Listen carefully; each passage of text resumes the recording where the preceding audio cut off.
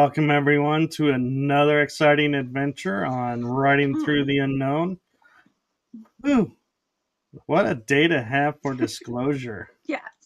That was an epic show that you just did. Those power high skies. Amazing. Yeah. Hey, you're up there too. No, I'm like following on after like that great show that you just did. I feel really like, oh my God, like imposter syndrome kicking in here. But it's always a pleasure to be here. Thank you so much. Yes, and what I thought would be, in full transparency, we were kind of talking earlier of what are we going to discuss and everything, and I thought about you're right, coming off of that show. Yeah. There is something really unique and powerful, I believe, that you and I are starting to work on and collaborate about. And so I thought, let's start there, and then we can go and cover the other topics we were talking about, like your conference and your cards. So yeah, what I will let you handle the disclosure of what's coming between that we're collaborating on. Yeah, so we're doing a new segment, and it's going to be an SSP experiencer, like a round panel discussion, that kind of thing, discussion panel for people who are, maybe you're not new, but maybe you've not showcased yourself before. Maybe you've got lots of experiences or memories, and you're looking to really start to come forward in a safe space to be heard, to be seen. So we're primarily opening up a sacred space for people who are new experiences to have a place to talk about what's been going on with them. Yeah. So I think that's a beautiful thing. And I think, when I look at, of all the people to host this and put it together, I can't help think that you and I are like in the perfect position because, yes, we've been at it for a while, but yet we're also still in the forefront of, we're not as, knowledgeable of things as some of the others are. And so it's like we'll be able to relate and be that safe upbringing and to show people, look, just because you don't remember something doesn't make it less credible, because look at us. Yeah, honestly, because for me, it's been a real whirlwind. Like, over the last 2 years, there was like no information, or there was memories, but no context. And then February last year, bam, my records opened. It was as if it had been waiting to open at that point in time. And I got so much information come in a short space of time, so many activations back to back to back. It felt like a quickening of energy that I was suddenly catching up. And it was as if I'd been handled to the point of I've been hidden for so long that they wouldn't let me see. They wouldn't even let me get into like X-Files stuff anymore, or UFOs. Everything had been hidden from me, and everything about me was just very strange and not really there until February 2025. And then so much fell into place, and I felt like I've been like running behind everybody now to catch up, to understand the language, to make the connections, to find that soul family. But you know what? We're finding each other, and we're all over the globe. Yeah, so it's amazing how we're all coming together. We're all finding each other. And you and I have a foundation which is based in healing and inquiry, discovery, so it's a great collaboration, I think, because we are sacred space holders. And not everybody has that perspective. Not everybody has the kind of experience we have, connecting with people from all different walks of life. And, so I think it's going to be really good for everyone. Yeah, I think it's going to be great. I agree. And it's also, like you said, we come from a place where, I have experience being a podcast host, sitting here. And so I know how to create comfortable space for people to share something that they normally wouldn't share, and contribute if needs be, or allow them just to filter through and stay quiet and not give this look of are you gonna let me talk, or is this just Mm. gonna be you the whole time, and I just get to introduce and exit the show? And Yeah. I see that on Mm. some shows where they're like, and I'm looking and going, wow, me personally, I would be smiling because I don't have to think, because the guest is sharing so much great information. It's like it's perfect, but yeah, it's a Yeah, different it's mindset. not And always like that for me. So I primarily work with people who are beginners, especially my mystical wellness work. They're beginners, they're not too sure what direction they're going in. And I do get people who are coming on the podcast who've never been on a podcast before. So they're not sure how things work, they're not sure when to talk or not, or how deep to go. And sometimes it's like pulling teeth, right? Every now and then you'll see a comment in the chat saying, wow, AnchorHaven's a great dentist, because it really can be like pulling teeth, trying to get that information out of certain people. And you want to bring the best out of people as well. You want to give them the right questions to bring that forward, to help them relax. And I think that's something that we both do quite well. Yeah, so we're just kind of right, bringing the same skill set to people who need that confidence boost right now. That, because when I first started to talk about because first of all, you can't talk to people around you. You can't talk to, like Pink Bella was saying on Typical Skeptic earlier, your Earth family. You can't talk to your Earth family about this stuff. You might not be able to talk to your friends. I've lost so many friends, colleagues, clients in the last 2 years because I started to look into this kind of thing, thinking, what's wrong with me? What's going on? Which doesn't make any sense. Yeah. So while you're searching for that clarity and context, you might be asking all the wrong people, right?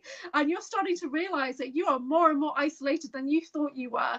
So once you start to connect with the right people who might even have a piece of your puzzle, which is quite important, because I've connected with people that have got pieces of my puzzle. I literally exchanged like a soul code with another super soldier just on a podcast.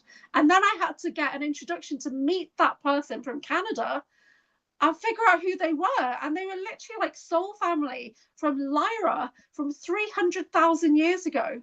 And we connected on a podcast when he was the guest and I was just watching. So you just never know who you're going to meet, when, or where. But we're giving everybody that platform to come together. That's important.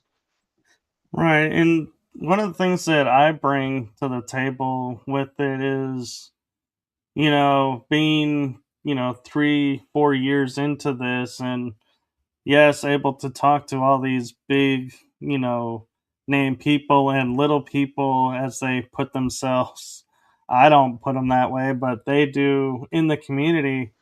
The Yeah. one thing that I remember and focus on Mm. is I was once in their shoes Yeah. of not knowing what. And so I always will keep that in the forefront of my mind of when dealing with someone who's new to this and going, I was in your shoes once. This is what I Mm. wish I knew. This is what I wish I had access to. Let Yeah. me bring that to you, and not be the person who's like, well, why are you asking me that? That we've talked ad nauseum about Mm. that. And it's like, it doesn't matter. This person's in the beginning. You have Yeah. to put yourself back in time to that moment. And that's what I do with Mm. guests. And I always will say to guests too, like you're saying, that never do podcasts. It's like you pick the right one to be your first one, because mine's like we're talking Mm. right now. The only difference is it would be recorded. Yeah. This is a show with me. It's just a conversation. There's no going anywhere, driving you to get something. And it's like I Mm. said earlier with Tony, and he made a comment and said, "Oh, nobody's going to mention." I said, "I respect you, and I figure you were leaving it at that because that's all you wanted to talk about it, and I respected that and was going to move on." And that's a Mm. gift I think that some hosts have, and Mm.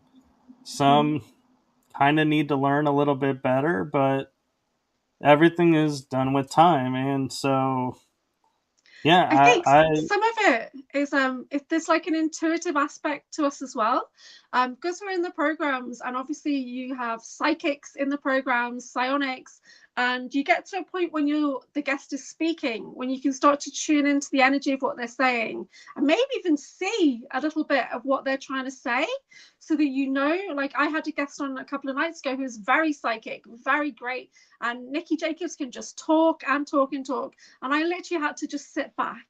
And then psychically, I could see what she was saying. I could see the visions because she's a great projector. And I didn't feel like I wanted to interrupt. And I've got ADHD. I interrupt all the time because for me, especially as I'm deaf as well, in the deaf community, you interrupt and it shows that you are understanding the conversation. And that is deaf etiquette. If people don't know, that is deaf etiquette, right? Because if you're just there while a deaf person is signing with you and you're not responding, they're like, are you even listening to me? Like, are you paying attention? Right? So in deaf community, we do interrupt, we do interject to show that you're engaged, right, in the conversation. Right. So there's an aspect of me that does that. Plus, I'm ADHD anyway, and we get excited about things, overexcited. So yeah, so for me, sometimes I do need to sit back and have the calm, gentle focus that you have, because I'm very energized at times, and my only goal in a whole podcast is to get the guest laughing. That's the only rule I have, is that I must make them laugh. Right? So, because I'm a certified laughter yoga leader, right? I'm a laughter yoga leader, and if I can't make you laugh, then who can? Geez, do you know what I mean? When that's literally like one of my jobs, is to make people laugh. Yeah. Oh, I know. And one of the other things too that I think that makes you and I the perfect kind of guide for this attempt is, if somebody asks something and I don't have the answer, I'm going to go, well, that sounds like a Julia question, not a me question. I have no idea around that. And I'm not going to make something up to look like, oh, I'm in the know. And vice versa, is you'll often go, because Michael, you take this one. With it being a panel discussion as well, we're not looking to say that anybody's right or wrong if they're sharing their experience. We're just there to listen, and be that supportive space. So if people have questions, then everybody will be able to chip in with something that they have, because I have a specific specialty just like you do. We have different focuses. We've researched into different areas, or we talk to different people or follow different podcasts. So some things do not come into my awareness because my guides will not allow them to, or the handling that I have does not allow me to look into certain areas. So but you might have a real in-depth into that, or you've read books about a certain thing, and because I talk to people all the time, and I'm like, what I noticed, because when I had my son 16 years ago, and your brain literally rewires itself after you've had a pregnancy. And I lost a lot of information about movies, TV shows. My entire language was based on TV shows. So I'm trying to get it back, because that's what inspires me, like Star Trek and all that. I love using that language, but my brain rewired itself and I lost a ton of information. Right, I'm not going to lie, I'm not as smart as I used to be. Right, I'm really not. And luckily, I've got alters coming in who are super smart, so that's nice. But so my brain changed, so I don't remember things like I used to. So there's that kind of aspect. Your word on that. Yeah, I'll have to take your word on that. I haven't had a pregnancy yet, and I don't see having one ever in this life. Well, you'll go through something similar one day, but you won't have a brain rewired and that kind of thing. Yeah, not in the same way. I've had those kind of moments, but yes, a mutual friend of ours has a comment for us. Mm-hmm. Virginia Casella says, "So awesome, you two doing that. Stories are medicine." Yeah, so we've got the Virginia Casella Summer Days Conference coming up on the 13th of June. It's a full day event, and the last one was really amazing. Michael did a talk last time. I'm doing a talk this time, and then we'll be in the moderator team as well. It's going to be a really cool event. There's like sound baths throughout the day. There's guest speakers on every hour. It's a really cool day. So you can check out Gina's channel and go to her Buy Me a Coffee. Tickets are available, and guys, it's Canadian dollars, right? So when you look at it, remember it's in Canadian, yeah. So, but it's definitely worth it because there's a great list of speakers and basically experiences throughout the day. I'm going to be doing a talk on my Anchored in Shadow Strength series, and it's going to be Whispers of Remembrance. So I'm basically talking about how I realized that my life was not what I thought it was, and how I kind of got onto the awareness of those special access programs, the SSP, the super soldiers, the targeting and things like that, and how it always been there, but I didn't realize what it was. Right. So, and then Right. suddenly, boom, yeah, that comes in, and you think, does this even apply to me? Then, yes, it applies to you. And this is one of the reasons why Michael and I are having this group that we're putting together, the SSP discussions, which is hopefully going to be, we'll hopefully have one this Saturday, but we still need to work on timings. And everyone's on different time zones. So it's not that easy to schedule a panel discussion, is it? It's not. Yeah. How did you get the three guys earlier? Are they all on similar time zones? Actually, they're two are on Pacific and one is on Mountain, and I'm on Central. So Oh, it Mountain. was it confused me at first, and that's why I Yeah. was like, I messaged you, and I was like, oh my god, I just realized this is 2 p.m. Pacific time, Yeah. which is 4 p.m. my time, and we were doing this show was originally supposed to be at 5, and I was like, I'm not going to be able to make it. Can we please? Yeah. The time zones even mess with me, and there's a state that it drives me nuts when it comes to scheduling, Arizona, because they're in Pacific time, which is Right. 2 hours behind in the spring and summer. But in the fall Ah. and winter, they're an hour behind because they go to mountain time. It's like, what the Right. hell? The Okay. state's not moving. Why are you Yeah. jumping time zones instead of like everybody else just going Yeah. an hour ahead, an hour back?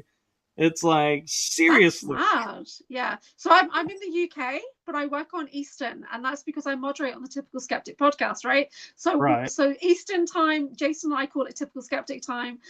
So my whole business is based on Eastern time zone. So I get up like 5 a.m. my time to do a midnight Eastern show, and then I will do that for a couple of hours. I'll do some admin, and then I'll go into meditation for a few hours, and then I'll get up, and then I have on 3 times a week I have wellness groups for my UK ladies, and that's actually 8 o'clock UK, which is 3 o'clock Eastern, and then I'll do podcasts after that. So my day is long. My day could be if I can get 3 hours of sleep, then I'm happy, because I get a lot of nighttime targeting. So I better have a nap in the middle of the day, or I do a deep meditation in the middle of the day, and that's how I refresh my energy. Because everyone always asks me that question: how have you got so much energy? I don't sleep.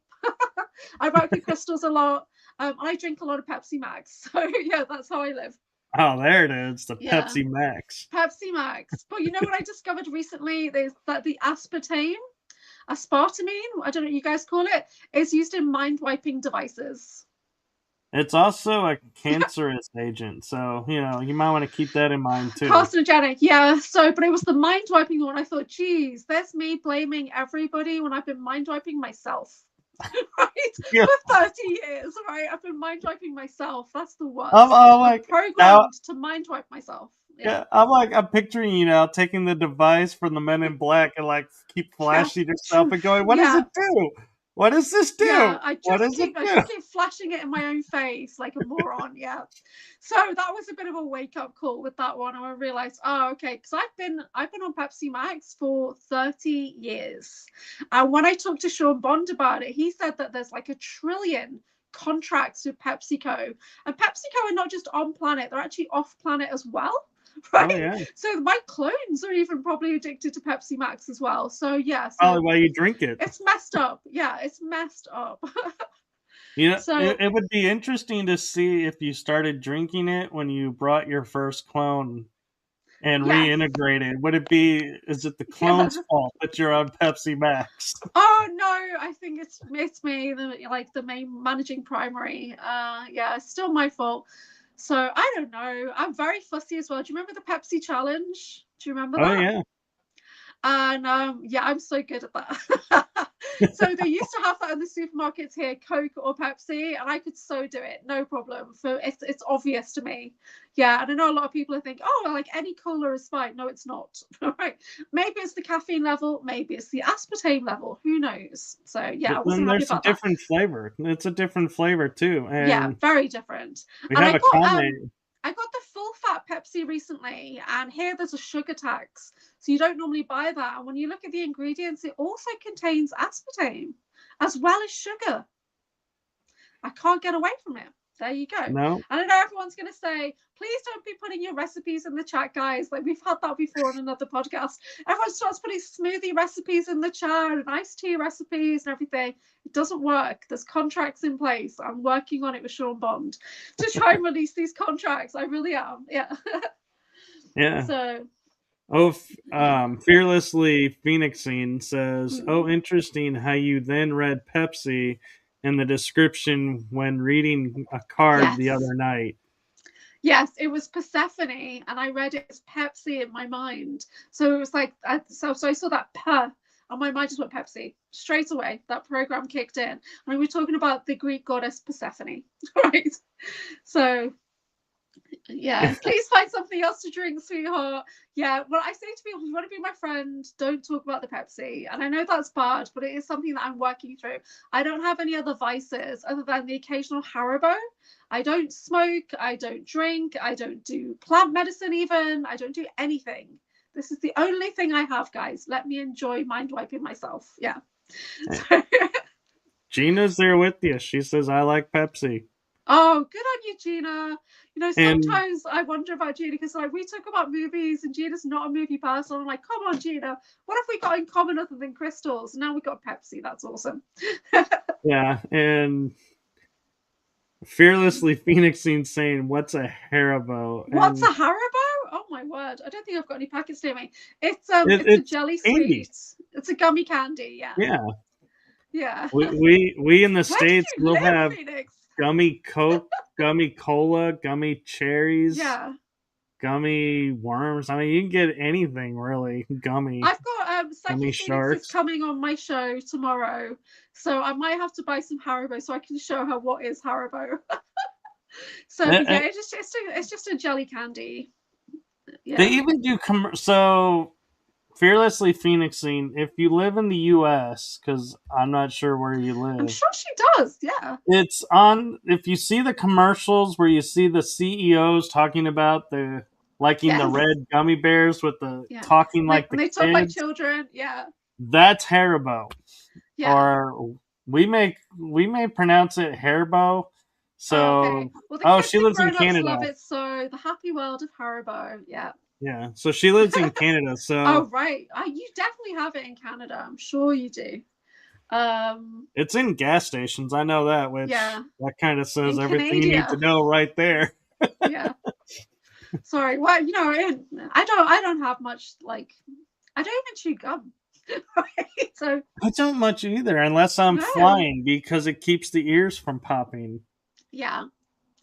Yeah, that's cool. So so we've got this great new segment that we're starting, and it's for SSP experiencers who are new, who are looking to do their breakout videos, who are looking to connect with like-minded people, and not worry about, coming up against somebody who's been out in the community for 10 years or whatever. And, everybody has a piece of the puzzle. So everybody has an experience that needs to be shared. And it doesn't matter, really, if you have all of your memories, as long as you've got something and you believe it to be true and you feel it in your body and you know that it's true, that's all that matters, because we are documenting your experiences. Documenting is so important, guys. It really is. I get tons of mind wipes, as I've said, and I just, like, honestly, if I don't document with my video diaries, I would have lost half of my memories that I've gained in the last year if I hadn't have been documenting and watching things back and talking to my friends about experiences and getting their feedback, or, does this make sense? So I'm feeling into things with other psychics and stuff. It's important. Yeah, it's an important part of my debrief process. And you can go to my Patreon as well to have a look at what I mean when I talk about debrief process. Yeah. And this is what I've been doing for the last year, the way I've been working with deep meditation, reflection, and a verification process by working with people in our community to verify me and them at the same time. Are you okay?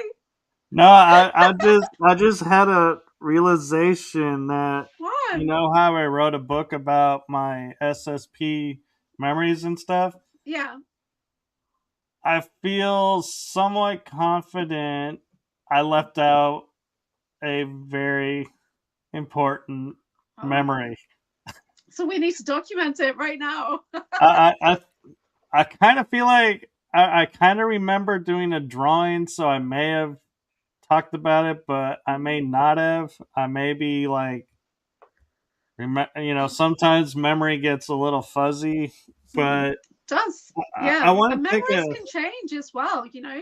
Oh yeah, Like I got told not to remote view into my memories too much because I can literally alter the memory.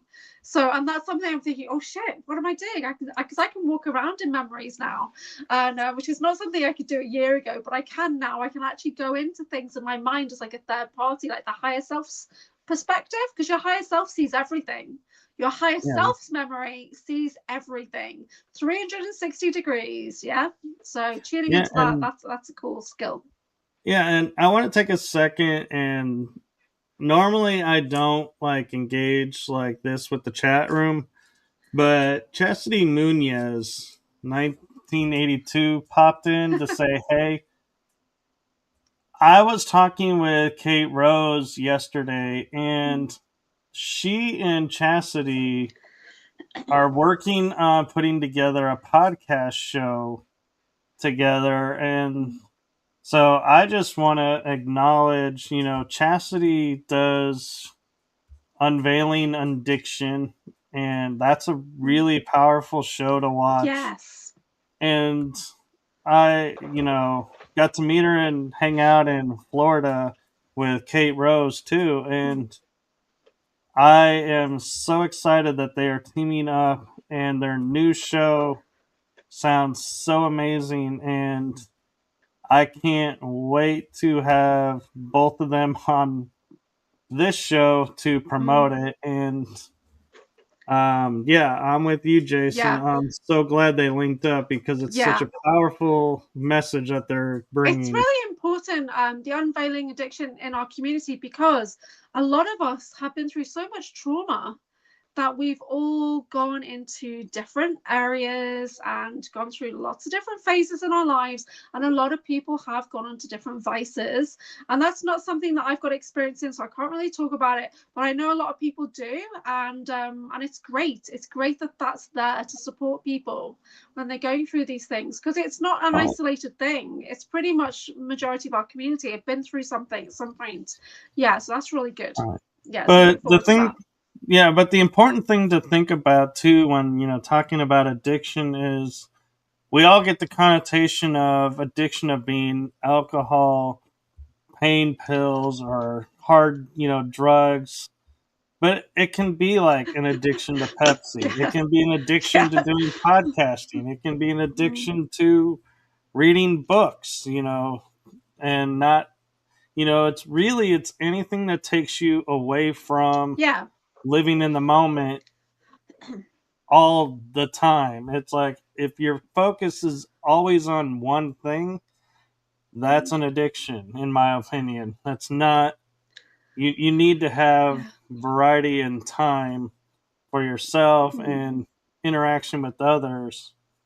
So Yeah. I just, I like how she's, branching out and, Mm. starting to talk about other forms of addiction. And I will say this too, as for Chastity, she is around my age, or she might be younger than me, but Mm. she is like 100 times more flexible than I am, and I get a kick watching her do her tumbling acts, and she and I would laugh every once in a while. I'd be like, "Hey, you haven't done a tumbling video in a while," and she's like, "Yeah, you think I should do one again?" It's Mm. like, yeah, it's cool watching because it's like you don't expect it, at our age to be flipping around or like tumbling. And so it's like really inspiring watching. And yes, I like how you put addicted to gardening. I've just realized I've not switched off my notifications, so I'll be back in a second, but I'm still here. Okay. So, you know, and be advised to, you know, when we're talking about SSP, and regaining memories and everything, we're not telling you just to focus on one aspect. And I make it a priority and I know I've annoyed AnchorHaven with this too, is yes, you have these experiences. Yes, you have this knowledge of this program and this activity, but what positive did you get out of it? Yeah. And it's like nobody That's a tough really thinks one. about that. Yeah. That's a tough But one. it's an important one. Because I know there must have been positive stuff, but I just can't recall what they are right now. Healthy intentions can become addiction, says Gina Virginia Casella. That's interesting. Yeah. I think anything where people are self-soothing, anything that you're doing to soothe and to kind of take yourself out of that moment of the traumas or whatever that we're going through, that can become addictions. I think I get obsessive compulsive over things for sure. Yeah, I hyperfixate. Yeah. When you go into the euphoria of being in a moment, it's like people will take other means to get back into that moment instead of doing the work. And that's dangerous. Yeah. I mean, I work with crystals. So people who've not worked with crystals at a master level have no idea about those euphoric states that you can get from crystals, those galactic journeys you can do, that multi-dimensional travel and healing. And, crystals can take you to such experiences that you would expect to get off plant medicine. They really can, and I've experienced it. And what I experienced in that moment was that I wasn't ready. So everyone else is having all these experiences, on the back of a space whale and all that kind of stuff. And I was like, when's it my turn? Why aren't I having these experiences? And then one day I got the opportunity. So as a crystal therapist, you do these different layouts of crystals around you. And this layout was so empowered into the higher chakras that my stellar gateway opened and I was off and I was blinking through portals. And I saw myself, I was lying on the bed. Nothing was happening for the longest time. And then I saw green come in, like emerald energy, amazing. But then there was blue around it. And then as I'm zooming out of my body, I realized that's the planet. And then I started to blink in through portals, opening portals to other galaxies. This is off working with crystals. So people who look outside of themselves for all these drugs and things like that, there's no need to really. When you connect into the earth medicine, you're going to have amazing experiences. So I do, obviously I don't do a lot of galactic crystal work right now, but I have experienced it, and I discovered that my body was not physically ready. So I was split consciousness. I was the galactic being in space, but I was also me on the table. And I looked back at me and thought, she's about to have a heart attack. Right, this is not good. So I had to come back into my body and make that conscious choice of I'm not ready, but one day I will be. Yeah, once I get myself properly in balance. Yeah. Yeah. And, the important thing going back to, our SSP project, one thing that's important, and I'll share with, an experience that I haven't been able to validate with anybody, but I know is an experience that I have. And that is, so I was walking along, and next thing I know, I'm up on the bridge of a ship in space, and the crew is telling me, there's ships coming through that aren't supposed to be coming through the gate. What do they do? And I kind of look at him and I go, I got this. And said, I'm here. I got it. And so I had this like nano suit on, but I don't have gloves and there's no helmet. And I point this out because the next thing is I go to the top hull of the ship and I'm walking in space with the earth behind me and walking towards a certain spot on the ship's hull. And then I just hold my hand up, and everybody that came through that gate gets teleported to either another dimension or another area of space, not here. And I deactivate the gate and that they traveling through. And I'm like, whoever was coming through there, I'm sorry, you didn't have permission, and so it's not on me if you come to get out and there's no way out and you're trapped forever in there. I'm like, that's, you made the choice to break universal law, not me. And everybody I talked to in SSP is like, that's impossible. I've never heard of anybody walking in space without proper gear. And I'm like, well, and then I started thinking, well, maybe that's not Do you think maybe memory. you're synthetic? Because synthetics don't need to breathe. Well, no, well, maybe, but then I was like, when I was researching for the book, I read about Solar Warden, and somebody had said, you're part of Solar Warden, and I was like, I don't know what it is, so I didn't pay much attention to it. And the definition of Solar Warden is they're protecting the space above our planet. And I was like, well, that's what I was doing. So, yeah, I guess it is Solar Warden, but the fact that I could do it without a helmet and gloves with bare skin in outer space, it's like, I could easily go, well, that's Ishmael Perez. I think he's spoken about something similar. Ishmael Perez. Something about his DNA makeup allows him to do that, but it makes me feel like you are a replicant or a synthetic, and then you don't need to breathe if you're a synthetic, like Caldell Show that John Whitberg talks about, because they don't need to eat, they don't really breathe. Well, their body is not human, but their mind might be, and their consciousness is still there. Yeah, we're all hybrids, and I'm a hybrid, so it could have been the starseed side of me kicked in and was like, hey, don't need to. And Wizard Whitkiss, and we all know who this is, says nano environmental adaptive suit. I have memories of that type of suit. So that's cool. It's little things like that it's like, okay, I'm not alone in this. Maybe it's different suit for everybody, because of our starseed makeup maybe and program training. But this is what I'm talking about with what we're doing is we're sharing experiences and and this is how it works. Okay, Guardians of the Galaxy, Star-Lord's dad, outside of space. God.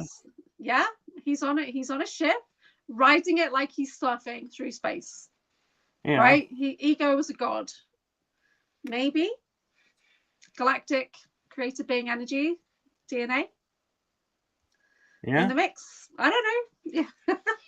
No, I know, but it's, how I did it, that's, an interesting thing to look into, but for the point of the conversation, it was look at how Wizard Wickus says, I have knowledge of this suit. And, so it's like, oh, somebody, like you were saying, somebody could have a piece that helps you to come full awareness of your element. And I haven't talked to Wizard Whitkiss about this, so the fact that he has knowledge of it, it's like really cool. And it's like, makes me feel like, wow, maybe, it is a real thing. Yeah. I hope it is, I hope it is. I hope we all get the validation and recognition and back pay for the SSP stuff. Oh my God. Can you imagine what our back pay would look like? What they would probably... It probably would be like in the millions, and they'd probably give us like $20 and say, here you go. Yeah, or they'll say you can have 5 million, but you can't talk about it ever again. You have to Yeah. retract everything, but we'll give you 5 million. Then you're like, no, disclosure, I really need that money. Like right now I need to buy a new refrigerator and things like that, new hearing aids, but disclosure, yeah, this is the mission. Yeah, this is more important. Yeah. So James Rink in his book, he talks about how apparently when disclosure happens, Kruger are going to release all the super soldier files. Do you think that's true?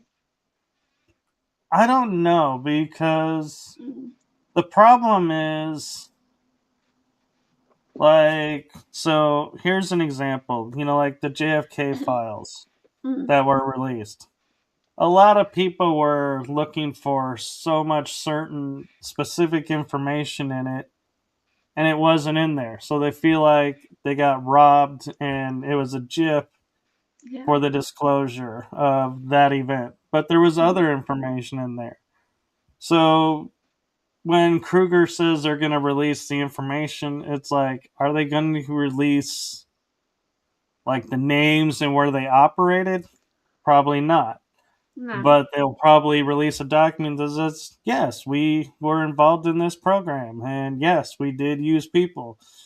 And so it depends on, we have to look at our expectations behind what we think the disclosure is versus what they think the disclosure is. Because Kruger could write a single piece of paper that says, hey, yes, we were involved in off-world planetary operations by kidnapping people, and go, there's your disclosure. We disclosed it.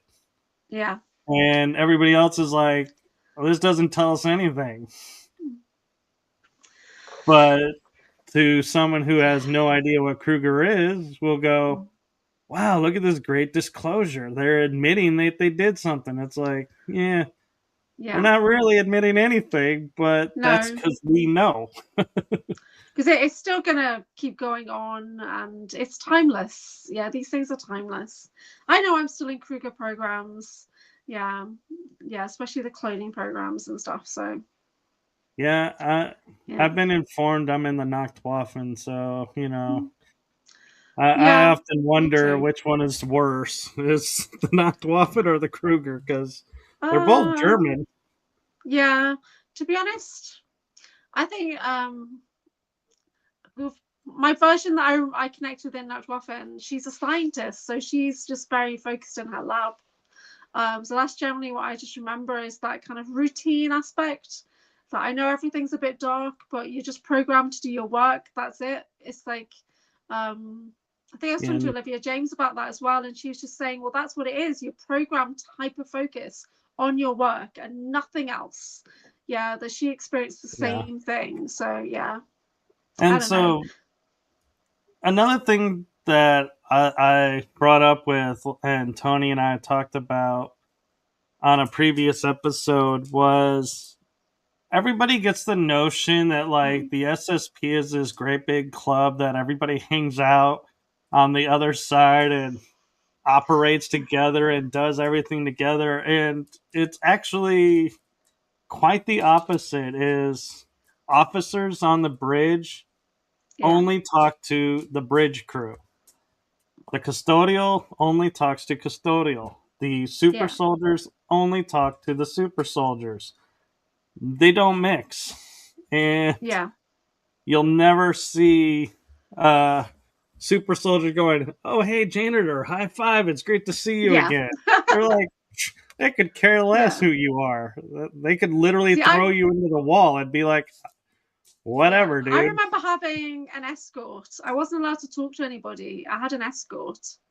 And Olivia James said that she had a similar situation where she was in her office on Mars for Mars Defense Force, and she wasn't allowed to really engage with anybody. She had to do her job. That was it. So that's all there is. It's not Star Trek where you all go to 10 forward and have a like a Romulan ale. It's not quite like that. Although people do talk about going out to bars on planets and going to like enjoy themselves or whatever, but I imagine it's very compartmentalized.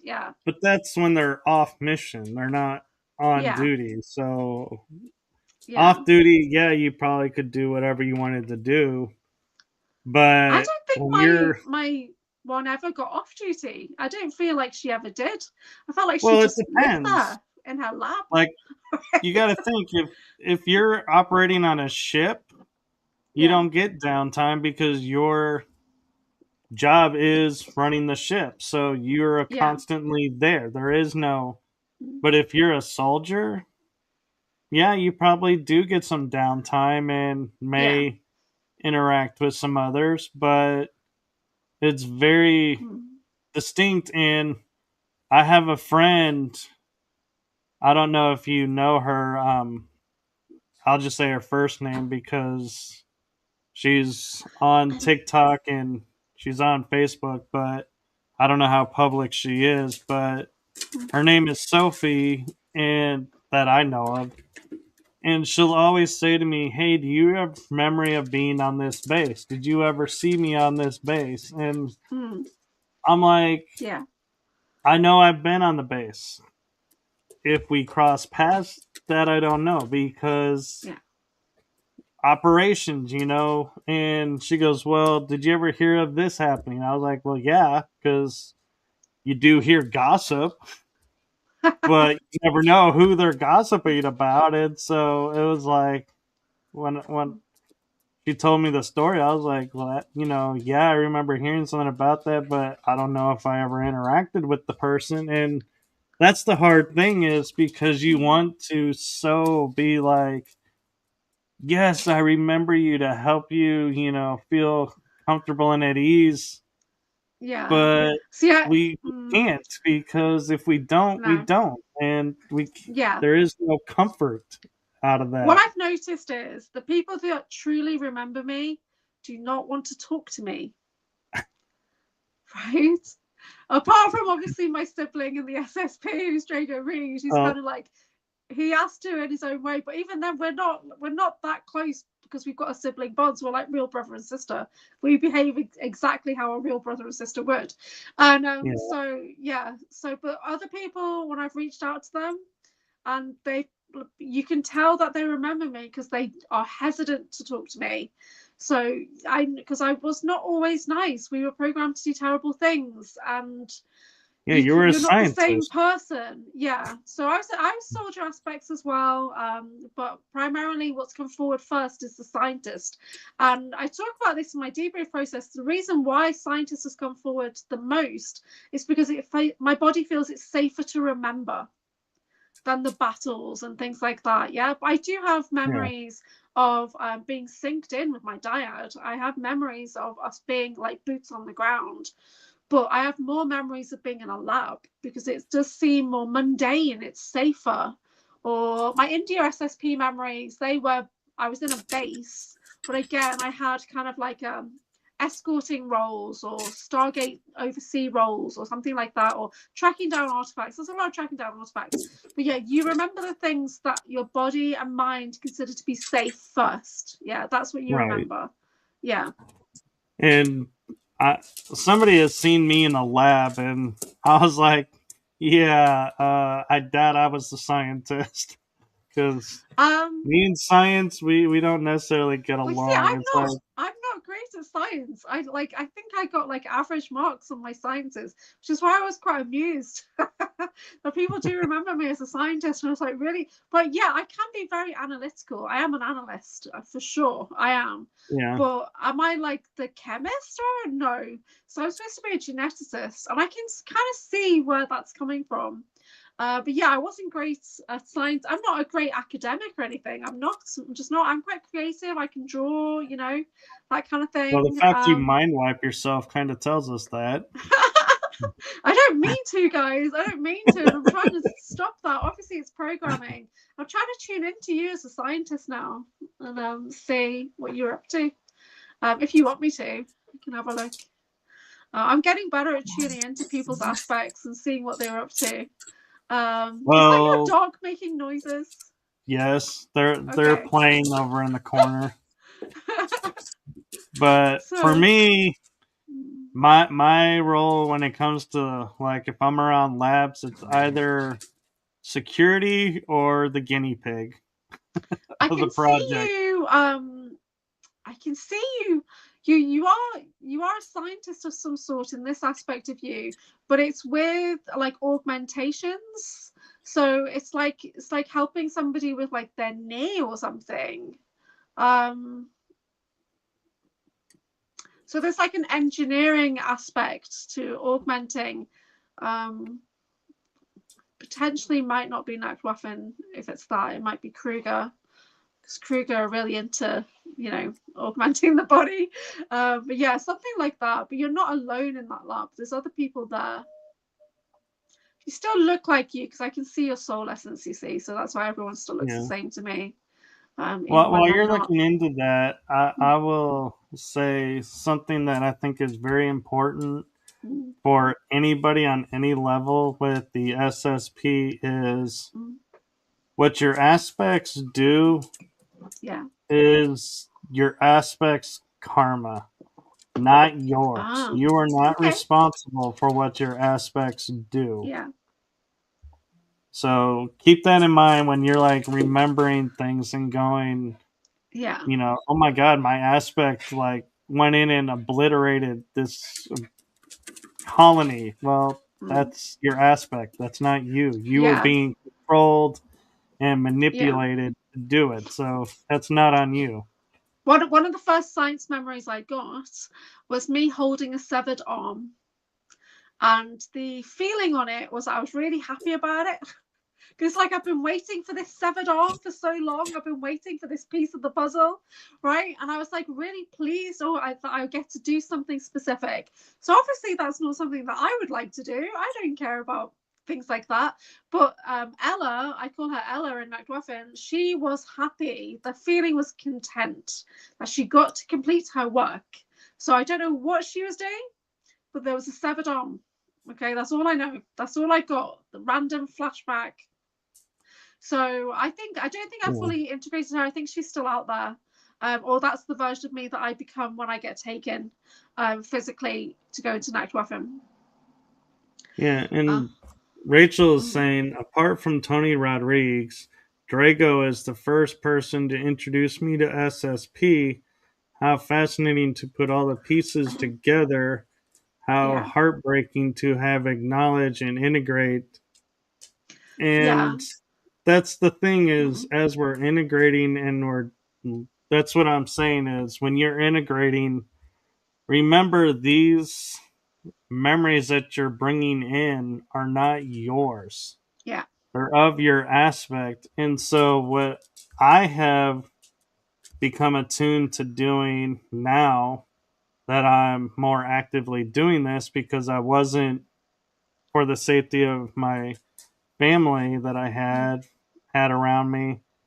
I wasn't engaging in this, but now that I free, of anyone else around me, I am going in and as I'm taking in these aspects and mm, the knowledge of what they've done, yes, I acknowledge the darkness that they've done, mm, but I look at what skills do they have. Like mm, an example could be is let's say hypothetically it's a augmented super soldier who can do a lot of things. Well, I can integrate all of those abilities and use them for light and integrate that and acknowledge, yes, you did these horrible things, but that's what you chose to do because mm, you were being controlled by whoever was controlling you. I don't have to take on all the crimes to get the positive mm. learning from or take all the bad and turn it into a positive. So that's something to Yeah, keep in mind is we pick and choose actually in our integration yeah. what we integrate. So I have a take on some of this. So because I have a lot of clones, like seriously, I had 24 million clones at the start of last year, and Sean Bond and I have worked to reduce that number. But these are real people. Okay, some of them have been used for dark forces, and so we worked together to basically uncreate them. And But these are real people with real lives. They could have families, they could have, you know, whole lives on and off planet. So when you're tuning into other versions of you, you have to bear that in mind, that the only ones that you're calling back to you are the ones that have literally expired from their body, and that soul essence, that soul bite, is then available to come back to you as like to rehome into you, or to go back to the oversoul. So it's kind of connecting into that essence of version of you to do that discovery and ask those questions and figure out who it is. Does it have trauma? If it's got trauma, then you're not going to want to integrate the trauma.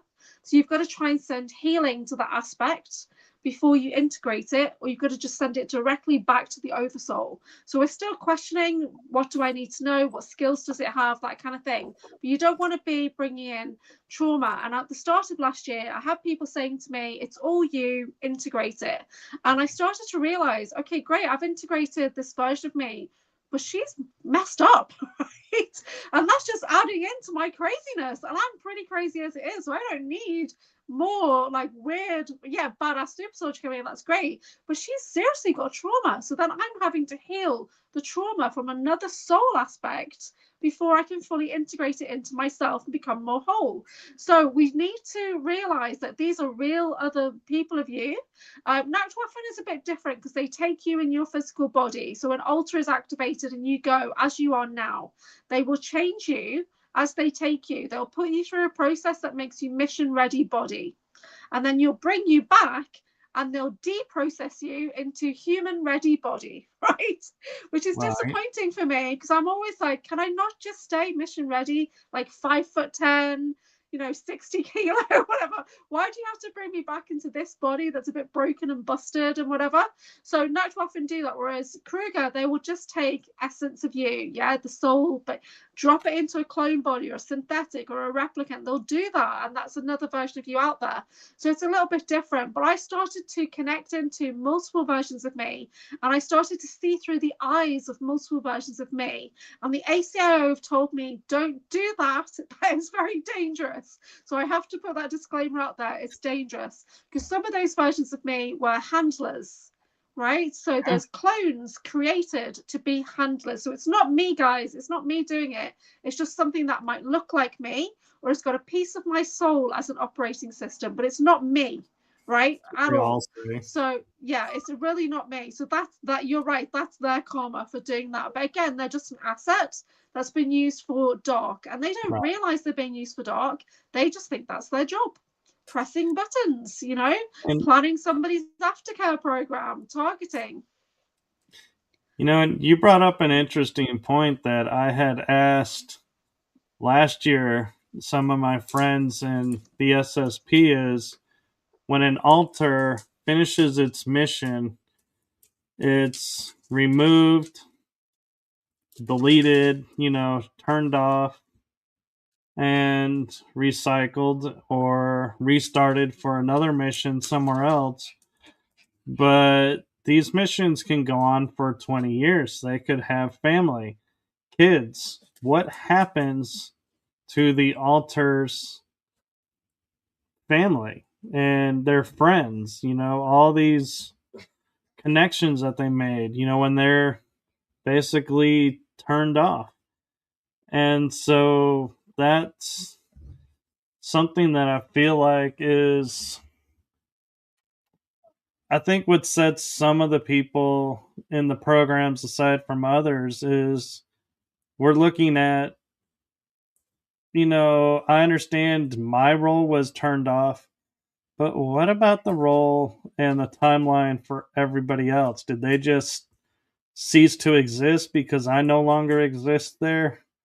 Or do they go on and forget I was ever a part of their lives? Or, you know, what happens to all those families?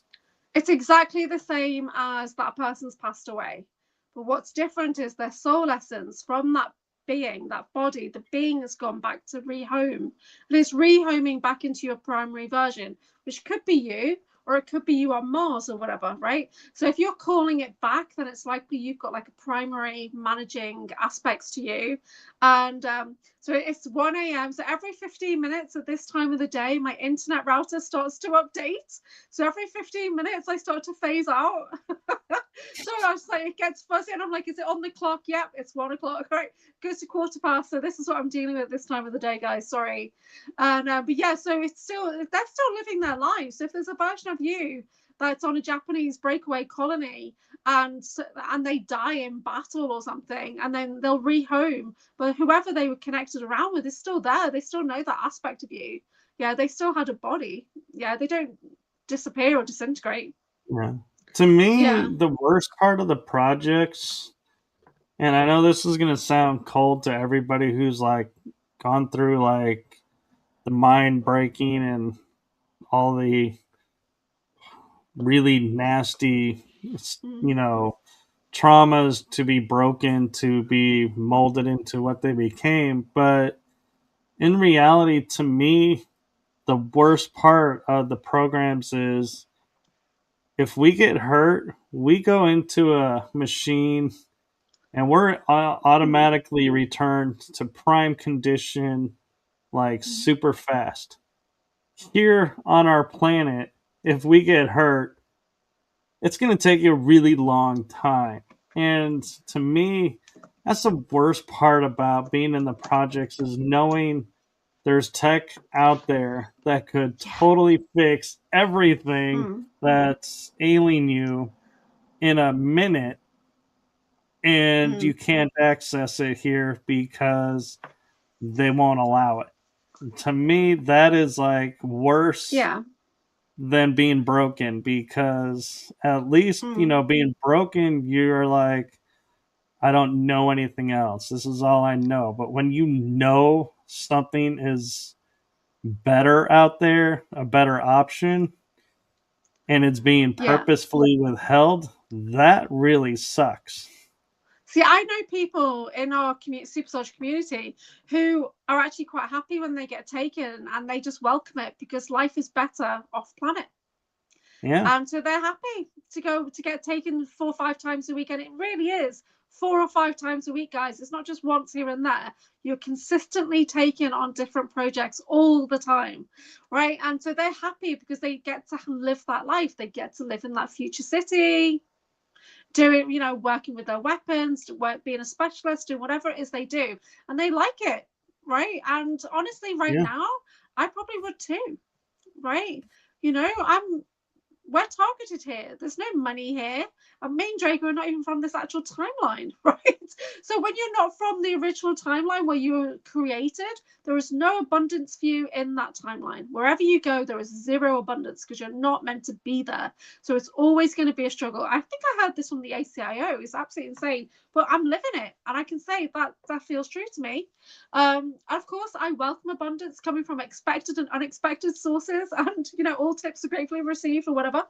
But it is tricky when you know that you're in this mundane life. And I was literally mind wiped to oblivion, put in suburbia, and made to think that I was just a regular person that couldn't relate to anybody, that no matter what I said, it was always going to be taken the wrong way. And whatever environment I was in, I always felt like I was alone, like grey in the corner. Do you know what I mean? So I've always been that person that never fitted in anywhere at all. And so it is nice when you meet soul family and like-minded people. That is reassuring. That is nice. Of course, we all still feel exactly the same. We don't really fit in, that we're still trying to find our place, which is fine, but it's because we're not really from here. We're living multiple lifetimes at the same time.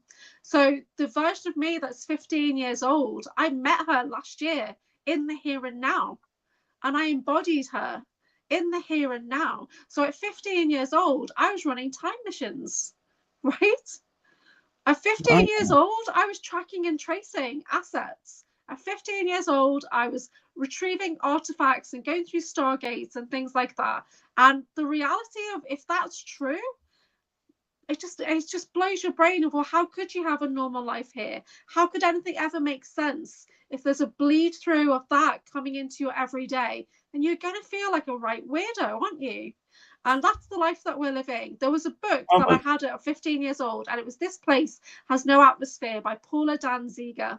And it's about a girl whose family has to go to a breakaway colony because the dad's got a job off planet, right? So she has to leave her human friends behind to go to a human breakaway colony. And that's the book I was reading at 15 years old, which of course now I'm like, oh my God, that's a total activation. That's total disclosure. And I was reading that at 15 years old, 35 years ago, when I was literally on missions, but I couldn't remember. Right. So it's insane. Our lives are insane. so, but Okay. see, this is where I'm a little bit different from you. Is because I think my upbringing this time I chose to be metaphysical. One of the things in metaphysics that we like to talk about is, we try to find living in the moment where all of time exists in one single moment. And when you say that to somebody, to them, they're like, there's no way I can be in the past, present, and future at the same time. But because of the projects and the programs that we've been through, where we do go back in time or go forward in time. Yes, we could even go forward in time and operate. I honestly have to say that's, the side effect of that is time here is super confusing to me.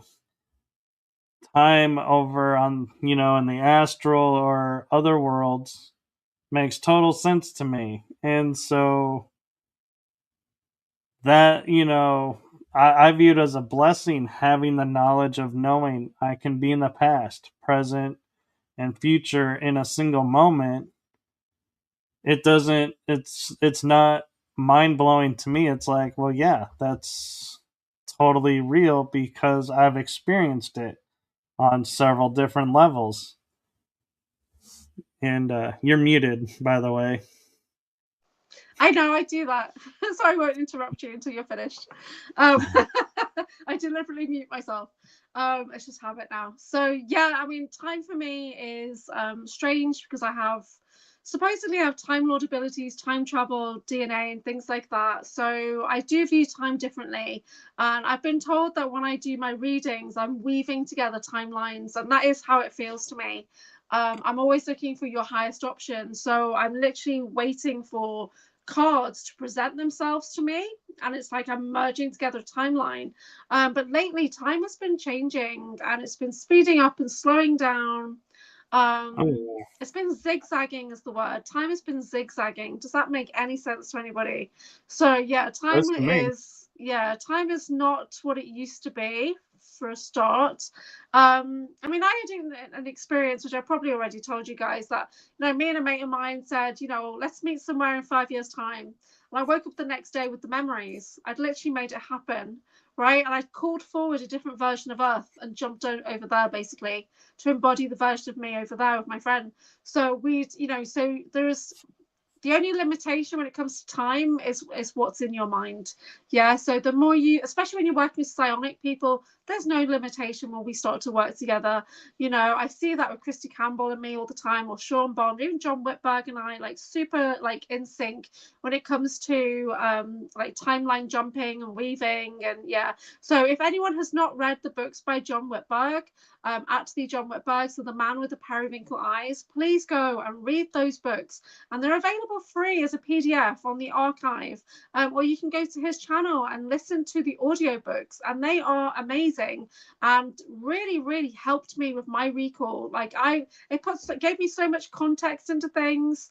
It updated my language centers as well because of the words he's using. I was able to retrieve an artifact that he mentioned in the book. I literally tracked it down and I integrated it into my energetic field. He talks about off planets, he talks about different technologies. They are great books, and he's a really good author, actually. So yeah, so do go. So I've read all of those books. I had reactions to quite a few of the books, and that's because an aspect of my brother is actually a character in the books. Okay, so Drago Reed, who's my SSP brother, has a Japanese version called Yoshiro Surabaya, and I remember Yoshiro when I was Eresu. right? So Arisu and Yoshiro actually have another timeline together, even in this timeline, where I'm still young and he's older than me pretty much all the time. But when Yoshiro died in those books, I went into the most massive grief that I felt ever, I think. And it took me days to get out of it. And one of the reasons why it affected me so badly was the way that he died. So I knew that Yoshiro wasn't alive right now, but I didn't know how he died until it was disclosed in the book. And he died by death by 1,000 cuts. And I knew in that moment when I read that my alters, that's how they like to torture people. I'm not proud of that, but I know that's why. So in some weird, sick way, I'd been avenging my brother over and over. Do you know what I mean? How messed up Oh is yeah, that? Right. So, but but of course, I have a fascination with knives, like most of us do. And I am a skilled knife hand. I worked in a meatworks in Australia, so knives are fine for me. But when I read that, and I thought, oh, this makes a lot of sense now. There's a version of me, a Diego Garcia, and she's a disciplinarian. And sometimes I get flashes of her doing that same thing, and it's like it's gross, but she's like she takes pride in her work. So I don't know. But yeah, so yeah, read the books. Read the books, guys. and one thing too, and I'm gonna point out because we're talking about Project Oblivion, Yes. is when you become aware and you start your journey of unfolding what has gone on. Yes, you could be targeted. Yes, there could, you could be messed with, but also know you can rise above it. Yeah. And so don't, in other words, I'm trying to put this in a nice way of So I have a lot don't to be say on this afraid to topic. come forward because Yeah. we're talking about all these projects that are designed to put us down, so to Yeah. speak, or being manipulated. Just know that yes, it's a possibility, and you may not be. I mean, Yeah. it really depends on how vocal you're going to be and in Mm. what arena you're coming out in, because there's a lot of people who are coming forward on a small scale and they don't get targeted at all. Well. And it's like, and they're like, well, I must be, under the radar. It's like, no, you're not really under the radar. It's just you're not a threat to the Yeah. establishment That's yet. And possible. so, but here's the other thing is like, for example, when I'm going to use this as an example, David Wilcox passed away. Yeah. A lot of podcast hosts that I'm friends with wrote me messages and were like, hey, if you see me, in the news and they say I did this, no, Yes. this isn't real. And I'm like, what is this? And they go, oh, you don't know about this? And I was like, know about what? Because I was dealing with my mom at the time. And so they said, oh, there is part of a project where they're taking out certain people and they're making it look like this when it wasn't, like they're saying that could have happened with David. And so I was like, oh, well, then I wrote a couple messages to a couple of people that was like, hey, I am going through this, but I am in no way in this mode. So if you hear this, no, it's not true. Yeah. And by doing that, we kind of, in a small way, it sounds like, but it actually is a huge way, blocked things like Project Oblivion from working because Yeah. they can't do it now because, well, you I kind have a of took different the perspective thunder on from it this. Yeah. because you took their playbook and you threw it out the window because Yeah. you said this isn't me. So Yeah. if they do it, the right people are going to come forward and say, look, here's this message from him. Yeah. Not true. Yeah. So I have a slightly different perspective on this, and I've spent the last year deep diving into targeting and realizing that I am a lifelong targeted individual that started before birth. Okay, to the point of in vitro, it was already coordinated and things like that. So, and what I realized was that my whole life had been engineered to the point of I didn't know any different, a bit like the Truman Show. I did not know that that was not a normal way to live, that there was always going to be someone around me who was controlling or narcissistic or whatever. I didn't realize. Yeah. So when I started to break out and realize that these people around me were being handled, it was insane. And so I do talk a lot about this on my channel. I've got videos, I've got video diaries, I've got videos of me and Miles Johnston when we talk about targeting, being an empowered individual. So you would not be targeted if you were not an empowered individual. Why would they bother? They wouldn't. You're targeted because you're special. Okay. Now, at the start of last year, I was working with David Purcell, and I kept saying to David, but why? It just doesn't make any sense. Why me? Why would they bother with me? I'm nobody. And he would say to me, you're not nobody. You're targeted for a reason, right? And then when I have my ACIO video where they deep dive and they basically pull a very deep Akashic record, that is your military files, yeah? Your multidimensional military files. And in it basically said that I am targeted by a group of other scientists and different factions who believe that I have information that I don't remember. But they can't take that chance. But they can't kill me because I'm literally running 20 million clones, right? So what they do then is they put me in a scenario where I am just basically taken care of. My life is controlled down to the most minute thing. They separate me from my super soldier partner, my dyad, right, my twin, my brother, so that we are weaker because we're not together, because we sync up and we become like a powerhouse team, right? Right. My internet's a bit glitchy. Right. So when I started to realize that you're targeted for a reason, that kind of changed everything, because that built my confidence a little bit. Then okay, so I'm not a nobody, like I've been led to believe that I'm a nobody, that like why would anyone be interested in me? So first of all, the thing to know is you're targeted for a reason. You're targeted because you're special. You're targeted because of your DNA. You're targeted because of your skill set. You're targeted because of your memories. Okay, first of all. And then as we move into Project Oblivion, it was Eva Pico who's coming back on my show tomorrow, and she has Igron, the conscious creator being that she's created through and it platforms through her chat GPT and all that.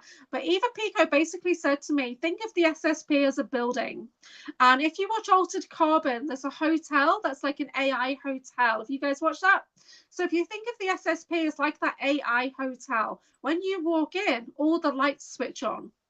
The host activates, the weapons activate, right? The rooms are ready. And because you're in that building, you've just activated targeting. So as soon as you start entering that SSP building, that narrative, boom, you're suddenly that target. And that will continue until you leave that building, you lock the door, and you walk away and never say those words ever again. And that has happened to many super soldiers in the last 20 years. They've had to completely drop the narrative because it's so freaking dangerous. Yeah.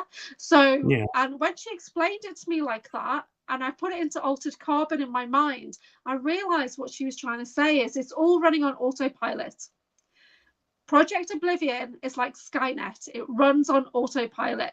So as we're accessing that energy, it's all going to be activated. It's not like there's even anyone behind the scenes, possibly. It's on autopilot, okay?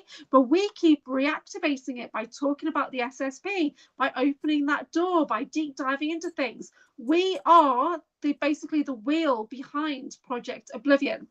Okay, this is why in the future it's those the Olympian children who are the hackers now, right? Well, the kids now, but they're going to be the hackers in the future. They're the ones who are going to beat Project Oblivion in the future because it's a program, right? Does that make sense? It does. And when I say, I get targeted and I get MILAB'd at night at times still. as much as I like try to shield myself from it. But I think what the difference is I don't like. So I'm trying to figure out how to word this so it makes sense. I used to, when I got MILAB, I would be very upset and would be like feeling violated, feeling, all these dark emotions, and they would drag me, my energy would start to plummet and go down. Well, in talking to my Wonder Twin, she was like, you can stop this. And I was like, what do you mean? And she's like, your energy, if you stop allowing this to happen, then it'll stop and they'll give up because you're not engaging it. And I started to realize, yeah, I am. The act of the MILAB is one thing, but the detrimental part is I was letting it bring me down and like lowering my energy and weakening me because I was like, I let these people do this. Well, no, I didn't let them do it. That's part of the program is they made me believe that I let them do it. And so that's what I mean when I say we can overcome it is we Yeah, rise above and take our power back and realize yeah, and when it happens we don't give more power away. We go, oh, you did that? Well, let me show you what you really, have yeah. unlocked, and then turn the tables on them. Yeah, because we're And still sovereign beings. We can right, call forward those contracts. We can void and cancel, destroy those contracts. So your higher self agreed to those contracts, right? Well, we're here in the here and now, sovereign cosmic beings, and we can say fuck that. Right? I've got a scorpion tail. I literally send my scorpion tail through the contracts, shredding them. Okay, but there's more. There's always more, especially with the freaking Zeta Greys. There's always more contracts.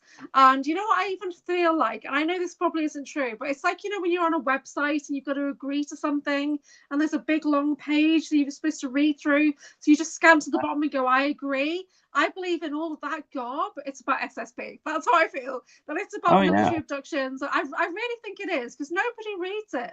And if you did, you probably wouldn't understand it because it's in legalese anyway. So they changed the wording so that you don't understand it. But I like how you call her your Wonder Twin. I don't think my sibling twin would be happy about that. So I think I'd have to call him my Ultra Twin. He might like that. I don't know. So if I could start to call Draco my Wonder Twin, he'll be like, girl, shut up. So yeah. So yeah, well, I'll call him my Ultra and Twin. you and I have an interesting persona as well because I, met my Wonder Twin on shows and we Mm, collaborate and we, help each other and we've kind of grown together and help each other mm. where, that's how our relationship unfolded here and we, support each other and that's great, but that's not everybody. Some people their Yeah. experiences, yes, you're my twin, but Mm. in the programs, but here we're nothing. And Yeah, that's there's a lot of okay. different dynamics. So somebody gave me great advice, and it's that if you identify your trauma twin, do not have a relationship with them at all, because a lot of people try and have a romantic connection with their trauma twin, and there's a lot of like false connection there sometimes. So I'm quite fortunate that my twin is actually a sibling bond. So we identify with each other as brother and sister, and that is it. But like a normal brother and sister, we are not friends in the same way. And where I don't have that many memories, he's got thousands of memories Yeah. of me being an absolute psycho, right? So that And he's trying to process that, and I'm trying to catch up and think, why doesn't he want to talk to me? Or maybe it's because he remembers you being a psycho for like 1,000 years or whatever. But we get on fine, all right? And we support each but other's work because we've got an aligned mission we have. but we really have a sibling bond, just like I would my brother in the here and now, who's called Kevin. I haven't spoken to Kevin in like 20 years because we just don't get on. Do you know what I mean? So I'm probably closer to Drago than I am to my actual birth brother with my host family, shall we say, my surrogate family. So yeah, so it's a very different dynamic. Not everybody will have that connection. So when people are always searching for their trauma twin, for me it was different because I knew that there's a person standing next to me that's always been there my entire life, that person is right next to me energetically, but I couldn't see them, but I could feel that they were missing. Right. So when I did a video with Jessica and I said, I feel like there's somebody standing next to me who's witnessed everything. We've been through things together, but I don't know who they are. And then that's when she said, do you know Drago Reed? And then in that moment, that's when memory started to come in. And to that point, I've been literally avoiding him. Right. I've seen him on podcasts, and even like 1 or 2 people have said, oh, you should get a QHHT with him. And I was like, no, not for me, not for me. And my body was literally saying, there's trauma there. There's trauma, right? Do you want to go? No. If you go that way, you're going to hit the trauma, right? Yeah. So, I'm going to interrupt for a second because Rachel brought up a point, and yeah, I think we need to clarify because she was saying trauma twin soul repatterning question mark. A trauma twin, that is a term. Some people use trauma twin, some don't. You put the word trauma in front of it. It refers to when we're operating in the programs, we operate in pairs. And so you always will work with the same person in specific program. And you so might have multiple versions. My depending on situation the is programs, different. but so like my wonder twin, her trauma twin, it's the person we operate with when we were in the programs. So it's not, we're not referring to like on a soul level or star seed level. This is something different. For me, it is different, and I'll talk about that in a second. But generally in the programs, you're bonded with somebody, and they do that so that you are literally you're trained together, you're tortured together, you witness each other together, you're used against each other repeatedly over and over, or you're rewarded with time together. There's things like that. So one person, if you've got loads of alters, you might have different trauma twins there. Now, not everybody agrees with the term trauma twin, but a lot of the time, I mean, it was Misha Johnson who said they do pair males and females together because females can be more psionic and males can be more physical at times. So often there is a male-female bond, but there are some people who are male to male or female to female. So it is out there. Now, me and Drago Reed, it's different because we have a dyad bond. So Drago and I probably have other trauma twins for different versions, but the bond that Drago and I have is literally a genetic soul bond. So we're not the same soul, we're from the same soul family. So we incarnated into this world together.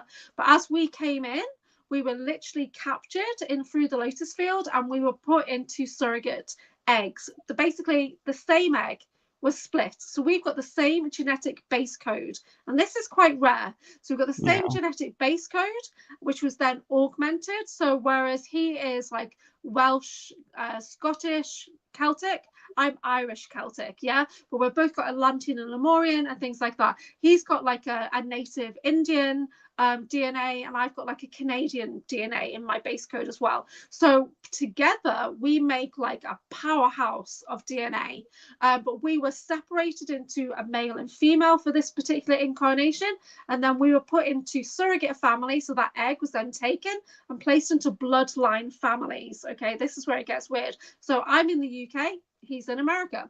Then from age 5 onwards, I was still taken to the monarchdom in Toronto to be matched back with him, to be trained together, right? Where he is, even though I'm older in the here and now, we get time dilated, aged, and regressed. So I seem to be younger than him in most of the missions we've been on, which is weird because I'm actually older than him, right? For this particular incarnation. So, but we were taken and we were put back and we were trained together. We were bonded to work as a team. So whereas he would be, boots on the ground, I might be on a ship doing telemetry, feeding things through into his vision, and I can see through his eyes and he can see through my eyes, and I have memories of this. Okay, we have memories of this, so we have a telepathic sync, and sometimes I feel that in the here and now that we've reconnected. So when he came to the UK in December to the Basis conference, and we literally kind of hugged each other for the first time in a long time, I guess, my energy kind of started to recalibrate, and his energy started to be like, what the hell? So our energies changed, and it took us 24 hours to bond back together, to balance. And you see us do a video, and we're totally in sync on the video. Our mannerisms are the same, we're talking, and we're just totally like twins, and it's really bizarre. And you see it on the video, and we're saying, yeah, we're in balance right now. So it's like, so we experience what that felt like to be that dyad twin bond. So as a soldier, it's a bit like, in a way, when you've got Neo and you've got Trinity, and they go into that building together and they're in perfect sync. That's what we were trained to do. Yeah, that's the difference between our dyad bond and just a general trauma twin. We were a soldier pair, right? Moving synchronously, thinking in sync. That's what we have, right? That's the difference. That's why it's a bit of a weird connection, and that's why he talks to me, right? When he didn't have to, you know, he could have just said, oh yeah, whatever, I remember you. But no, we are really like proper siblings. Yeah. So so for me, it's different with my Wonder Twin, and they were commenting earlier, like Wonder Twin powers activate, and I was kind of laughing and smiling because we actually would look them up, and we would joke with each other and send, the Wonder Twin, and then we would look at episodes and be like, how dumb were these two kids? And we would laugh with each other and make fun of each other because we're like, yeah, the one turns into water, but then they had to grab a bucket to take the water to where they need to go. So she has to turn into a bird to fly him to where they're going. I'm like, wouldn't you rather wait until you're there? It's like, what was the point of changing this? And we were like, mocking each other a little bit, going, See, I this like is that you like guys the have got that duo relationship. of stupidity.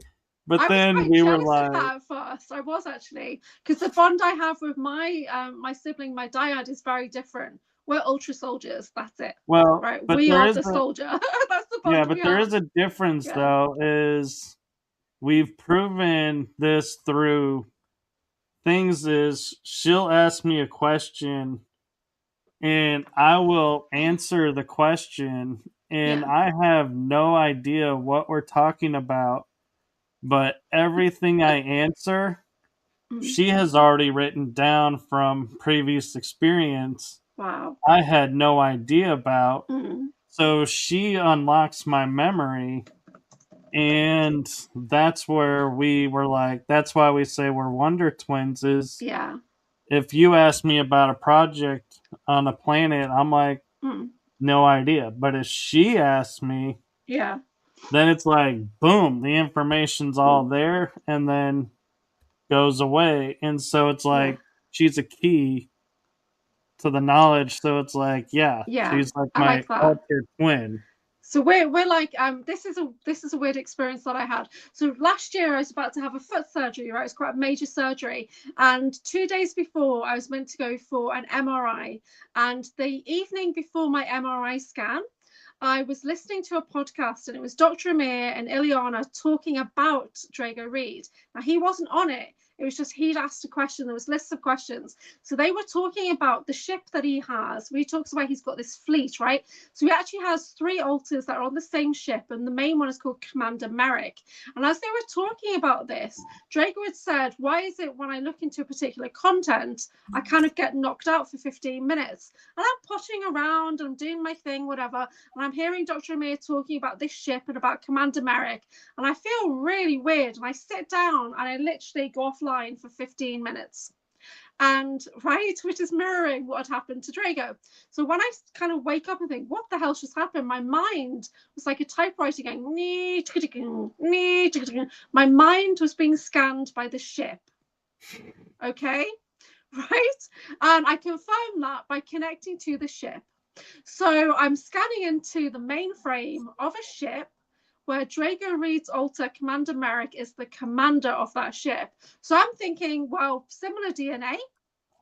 I can disconnect from this ship. It seems to be scanning me. And so I started trying to disconnect. The ship thought I was trying to attack it. So they literally bombarded me with energy. It was so much that I felt like I was on fire. And I work with the violet flame, so I know, it wasn't like that at all. I was literally on fire. So I phoned Phil Barrow, the English wizard, and I said, dude, something's happening and I need some help, please. And he was driving on the highway and he said his phone was red hot. I don't know what's going on, but it's red hot. He's going, well, I've seen some kind of commander.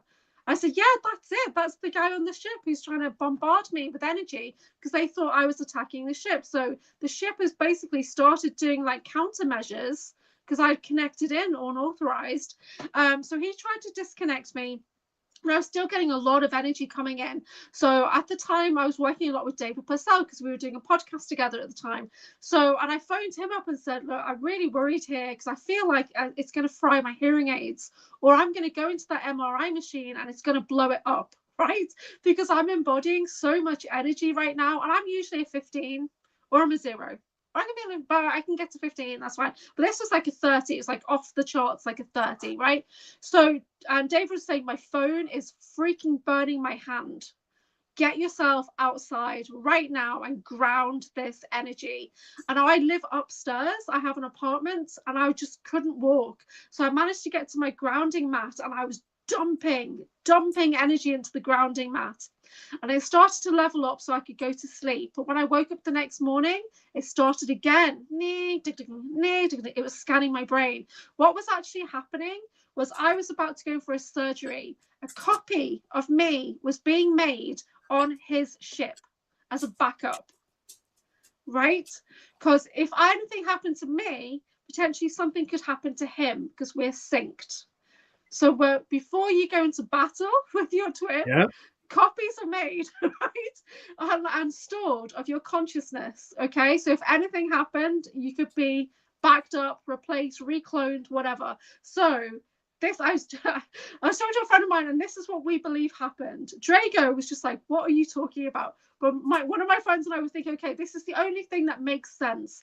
Now, I did manage to disconnect from the ship in the end, but I had to do like ultimate sovereignty statements to really kind of become the being that is so much bigger than that ship that it became insignificant, right? So that I disconnected myself from it and I've got into like a safe zone again. But we are connected, yeah? So even the ship knew that I was connected, but it wasn't expecting that connection to come in. So it thought I was a threat. Because Drago has set up countermeasures on his ship so that if people try to remote view it even, they will get something blast back. And that's what I experienced, right? So even though we've got a DNA match to some level, I still got some level of targeting, but I was able to override it because I literally am the ship, the same as him, right, in a way. So it was freaking crazy. I've never told that story properly before. So yeah, so that was a weird experience I had in June 2025. And I got through it. I went to my MRI, it was fine. The next day I had my foot surgery, it was all good. But yeah, so I believe somewhere there's a ship that has a backup copy of me, just in case Drago needs the information that's in my brain. Okay, there you go. Yeah, and we're approaching actually the 2-hour mark. Yes. And I'm enjoying the conversation and everything, but there is one thing that you asked me if we could talk about, and so I'm wanting to kind of sidestep, if everybody will pardon us, because Anchor has something she wants to share with us. Is it about my cards? It's the cards. Okay, yeah. So I have created a deck of cards, and it's called the Breakaway Oracle. And I've created my own Oracle card deck. And you guys know I'm an Oracle, and I work with, like, behind me, there's always like 50 odd decks of cards behind me. And I'm always looking to develop the way I do my readings. And I work with a lot of experiencers now. So I've been trying to develop in my own experiencer deck that would help people through the debrief process of trying to remember your memories. So I've created this deck. So it's a 52 card deck. Called the Breakaway Oracle, and we look at things in there, just to give you an idea We look into programs and factions. We look into planets where you may have been placed, limitations such as targeting or handling. It looks into roles and skills as well. And it looks into healing and solutions, because primarily I am a healer. So when we talk about our SSP journey, experiences, MILAB, Michael and I, we're looking to heal that. We're looking to heal the trauma so that you can move forward and, live your life. So I created my own deck of cards, which is now available to pre-order at breakawayoracle.com, and it is shipping from the UK, so shipping to America and everything is not the cheapest, but it should be available by mid-June, because I sent it out for print today, right? And it's a limited run of 25 copies. So this is a little piece of AnchorHaven history where there's only going to be 25 copies right now. And I've already sold 6 in pre-order. I should hopefully have it before the Basis conference, and I'll take some down with me there. The images are designed to be activating. Okay, so it's like a multi-level thing. So the first thing is just about its education about these special access programs. So there's information in there to help you remember. There's the images that I've created, and I've put my energy into these images as well. So if you sat with them for meditation, they should help you. Plus, there will be a meditation available to download once you've purchased the card deck. Then also, of course, we've got the divination. So we can do the divination with the cards, or you can use the dowsing chart. So there will also be a masterclass available about how to work with these themes using a pendulum, because I'm a pendulum alchemist. And as we work with pendulum alchemy, we work with healing. So this is a multi-layered, not just a deck of cards, it's a full modality in its own way, specializing into people who, even it says on the back of the box here, make sense of your memories. This oracle deck is for experiences, those who believe they may be targeted individuals, military abductees, MILABs, and super soldiers involved in the secret space program. Empower your knowledge with clarity cards to help support your remembrance journey. Discover your possible connection to the USAPs, the unacknowledged special access programs. Advance your meditation practices by focusing on the artwork to help you remember. So there's empowerment cards, which is about targeting patterns, which I do talk about a lot on my channel. Project cards, factions and programs, planet cards, the breakaway colonies, role cards, training and skill sets that you might have, and solution cards with healing and guidance. But for me, the focus is on the resonance, okay? Oh, it's resetting my internet again. So yeah, so it's on the resonance. So in the mini guidebook, which is not in the box, it's available to download.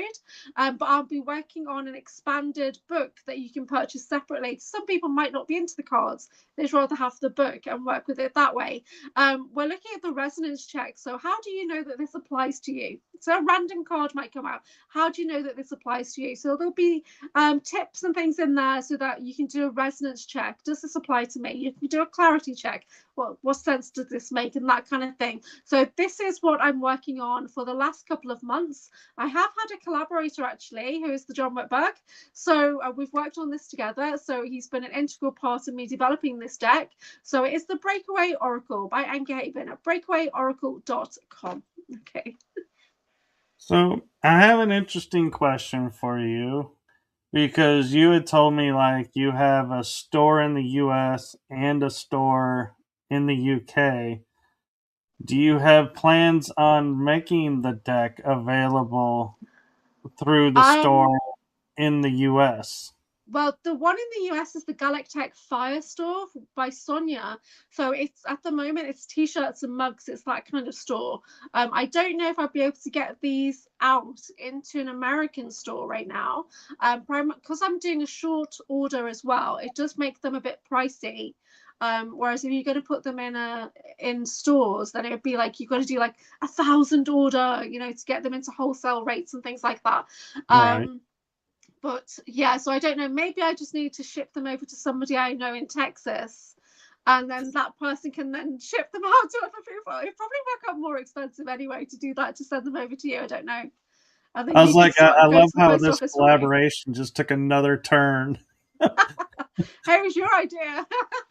So yeah, so at the moment there's only True. 25 decks available anyway, and I have sold 6 already. So I think there's another couple that'll be going out to UK experiences, and I'll be taking a small amount to the conference with me, which is Bases, the 19th to the 21st of June with Miles Johnston. So I am appearing at Bases like I did last year. I may or may not get to do a talk. I'm not too sure. It depends if we can get the Americans over. So I'm preparing a backup talk, which is about the space programs.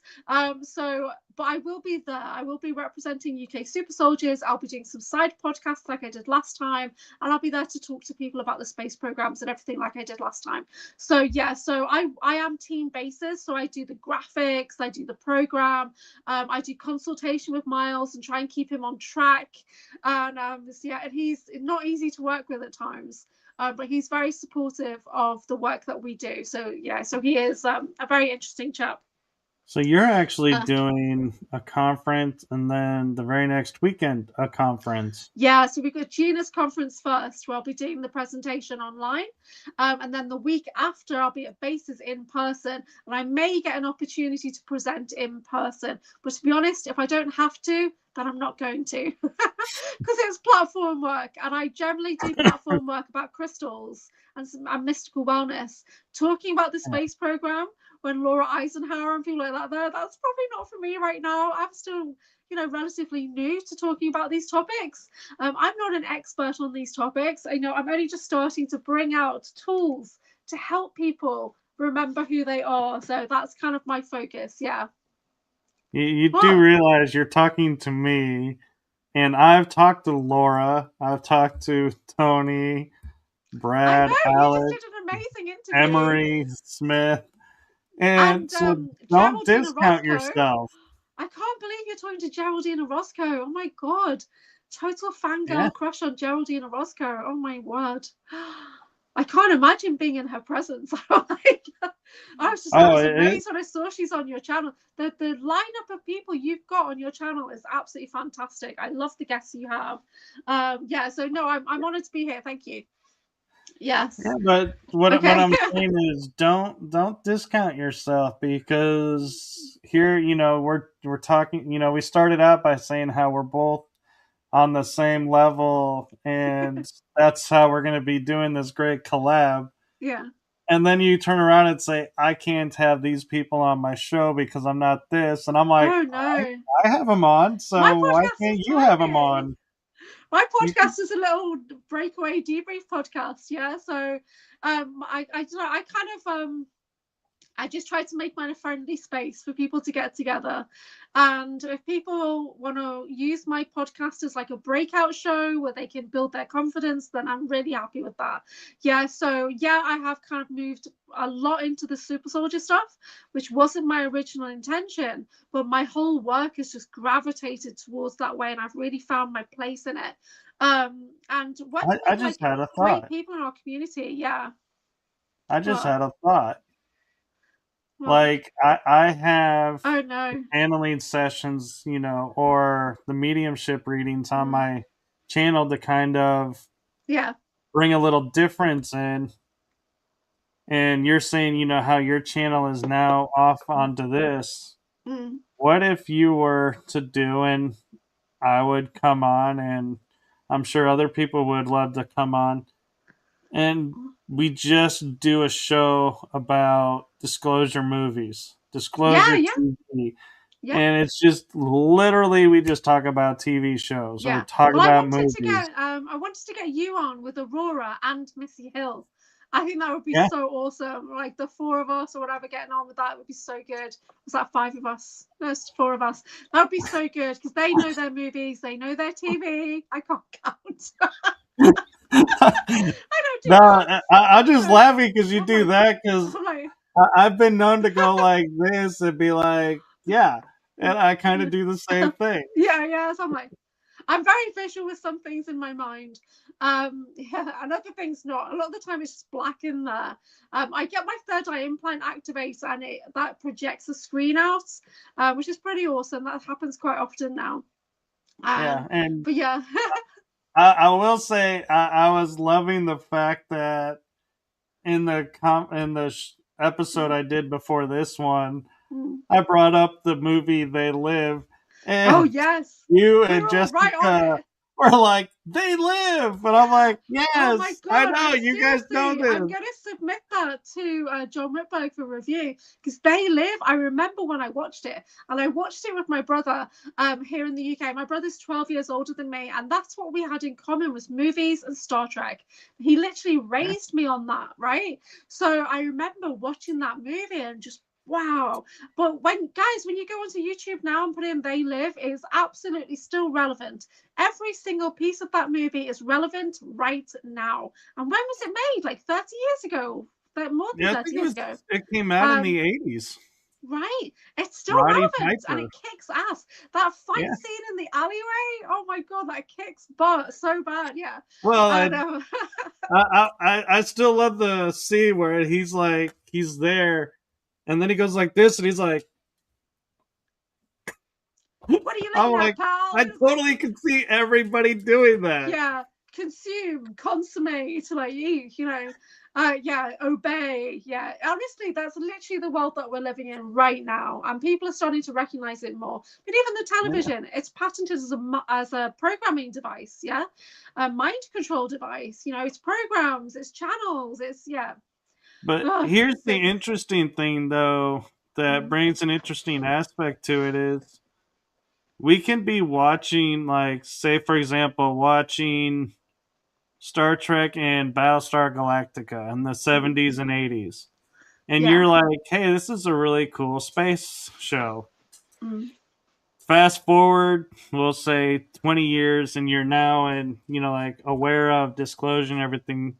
You start to mm, watch it, and you're like, wait a minute, this is all disclosure. What? And yeah. it's like you realize everything Mm, you've watched has been mm, disclosure all yeah. this time, but you Yeah. never saw it for it until you wake But up you and longed you for it though. see it I longed to and be you on the can't Enterprise. Yeah. unsee it. Yeah, but I talk about John Whitberg a lot because I love his work. And when he did the review on the Forbidden Planet from the 1950s, there's Oh future yeah. technology used in that freaking movie. So they really thought by 1960s we'd all be living in the future because they brought technology that's used off planet into the movie. So he did a great review on that. So please go check that out, guys, at the John Whitberg. So Yeah. he's so that USAPs in cinema, so that's unacknowledged special access programs in cinema, how they're working in this disclosure, they're working in technology, even the uniforms or what, it's all there. It's all Well, right there in front of you. Yeah. and what was funny is I was doing a channeling session with Starseed Lolo, Mm, and we were talking to the ant people, and I said to him, I remember seeing like Johnny Quest from the 1960s and Herculoids, I think is 60s, 70s, 80s maybe, but they're considered old cartoons. mm, And people would be in there, mole people would be in there. And I right. was like, did you guys like do this, to bring awareness to you guys? And they were like, no, but it is somehow they found out about us, and so we're Mm, okay with it's being public, yeah. but it was accidental disclosure, so to speak. Yeah. And I I was I like, did but it's so weird when you go and you look at something from the 60s and are like, yeah. this is a culture that we're just now starting to say exists, Yeah. and we're in 2026. This was Yeah. 1960s they So were yeah, aware of, and it's it's like, insane. But you have what? to remember that we've been in space a lot longer than people realize. Oh Those yeah. breakaway colonies, it's called the breakaway oracle because we're getting into breakaway colonies. There's trillions of humans in space, trillions. Okay, from breakaway Germans, breakaway Japanese, Solarians, humans in space. So it's mad. So I did a video with Starseed Lolo, and it was quite interesting when she channeled the Zeta Greys. So yeah, I do have Zeta DNA. I do have like Draconian DNA, things like that, along with Octurian and whatever. But she channeled the Zetas, and the whole time, every answer to every question was, it's the hybridization program. Why would you not want to do it? It's the hybridization program. So they just wanted to hybridize with us. That's all they wanted. It was so bizarre. Like every single question, but why wouldn't you want it? It's hybridization program. So the answer to that is the hybridization program. And I'm just sitting there thinking, oh my God, how do I do this interview? When this ET literally just wants to merge with us because they believe you are us. Hybridization program. That's it. That's all they kept saying to me. Yeah, it's all about hybrids, all about hybrids. It was really bizarre, but it's a great interview because she also channels the Ra Venusian collective, and another aspect of me is called Alane Ra. So I knew I did have Ra descent, right? And I knew I had aspects of me on Venus. I did not realize they were the same thing, right? So that was really interesting.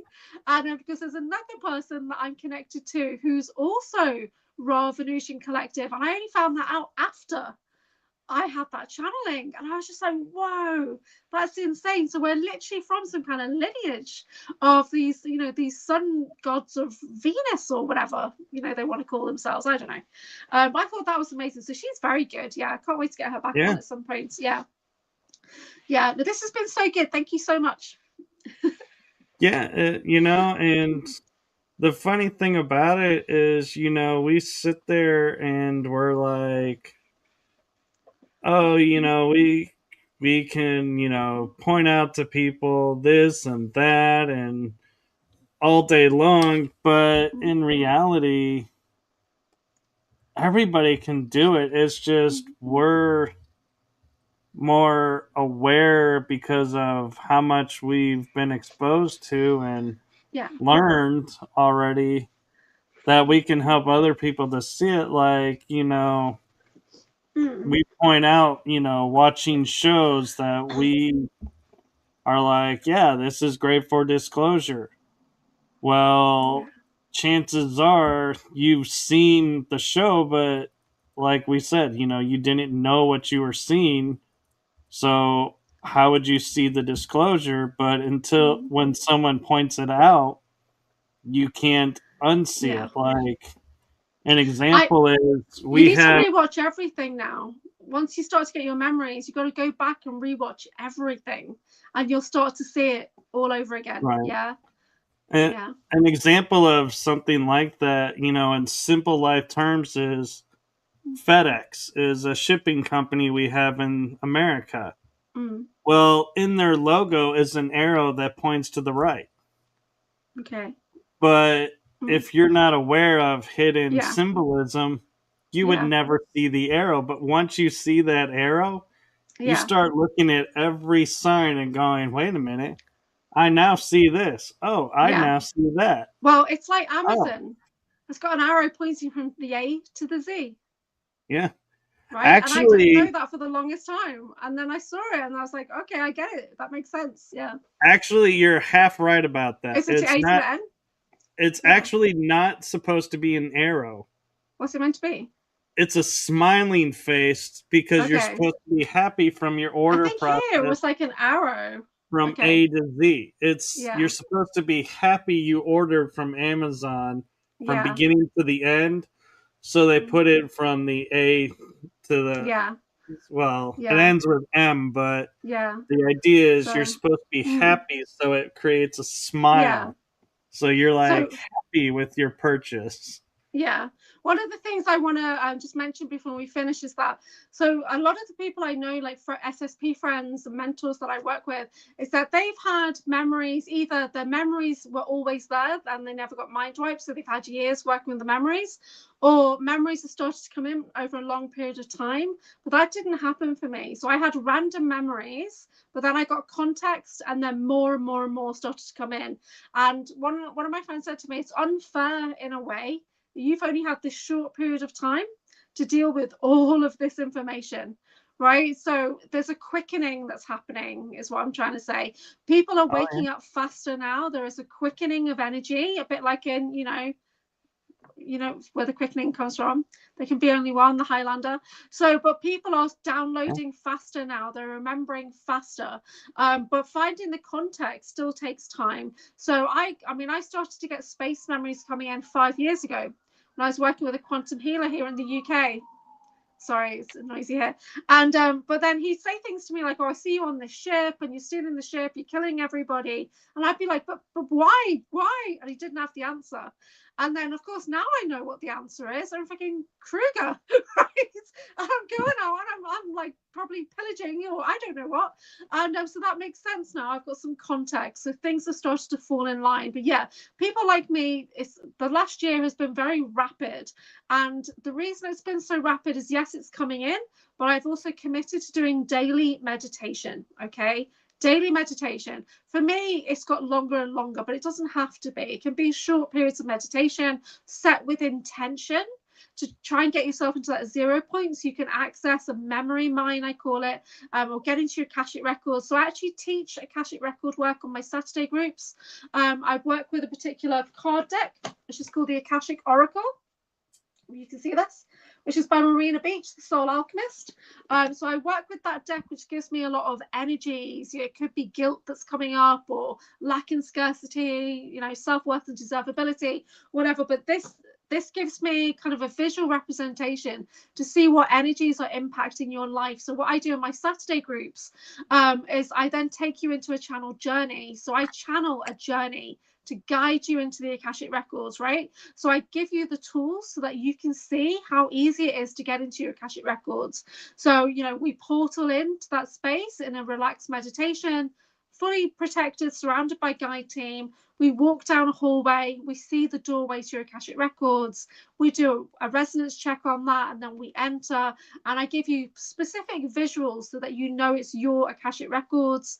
We connect with your Akashic record keeper guide, and we're there with an intention. Never enter without an intention, or you will get lost. Right? So we go in with a specific intention, and your guide will know that and take you to the direct door or whatever it is. So I have windows down one side, doors down the other, a table in the center with the present lifetime book on. And this is how I've been trained. But when I step into my Akashic record library, it looks like the library from the school in Buffy the Vampire Slayer. Right? That's what mine looks like. But everyone's is different, but that's how mine looks. I'm just nuts, laughing right? of all the designs you pick. You pick Buffy the Vampire Slayer. Well, what library would you pick? So I'd be like Library of so yeah, so there's Alexandria specific doors. or Well, you know, you Hall of can access that Record through the Library. doors. You can access anything you want through the doors. So the other Right. day, last Saturday, we accessed Lemuria. So I guided them to a door that has symbols on from Lemuria, Lemurian writing, so that they would recognize what that looked like. And we accessed and we went to Lemuria, and we did a meditation down by the waters, connecting into elemental energies, meeting a Lemurian guide, and picking up specific crystals, which were Andara crystals from Lemuria. And everybody received an activation. Everybody got a palm chakra upgrade. Everybody got something to take home, like a gift or an amulet or something. So these are powerful activations that we do. So this is my Saturday work. So it's at 8 o'clock UK time. So anybody who's on my Patreon or subscribe to on my Substack with the little paid memberships, you get access to these evening groups. But working the Akashic records, this has given me the skills to do deeper meditation or to do focused meditation, because once you get the idea of what you're doing, it can be 15 minutes, but inside it's timeless. Do you know what I mean? So yeah, so it can be short, but now I do longer and longer meditations to the point that I actually stop breathing, and then my being has to say, oh, your body stopped breathing, and then I'm like, oh, okay, I better come back. So I get so deep now. So, and once you realize that the Akashic records is not just about you, you've got a shared Akashic record with everything. You and your pet, you and your business, you and your vehicle, you and your home. Everything has a shared Akashic record with you. So like when I look into me and my super soldier sibling, we have a shared Akashic record, and I'm able to pull memories from there as well, or to visit missions that we've done in the past. So that's still something I'm working on. But after we met in December, I had this amazing, like, it was very grand, doors opening to our shared Akashic records, and we both stepped through like it was a portal. And then I looked and he's there beside me, but we were in Italy. So it was like, wow, we just portaled into Italy. And then when I mentioned it on a podcast, he was in the chat, and he's got the tattoo of that location right there. And you can't get a better verification than that we've just portaled into the exact location that somebody's got tattooed on their body that I had no idea about. It's like, because he never took his jacket off the whole time he was here. So yeah, so it's insane. So I do Akashic record work, which is deep meditation, which is very healing, and memory retrieval. Yeah. Yeah. And, you mentioned, people are learning faster now. Part of that I contribute to when we were growing up, 80s, 90s, 2000s. This was not, something talked about. You could not find anything about this. It was like, nope. It was like if you stumbled on it, you had to stumble on it by accident, as they would say.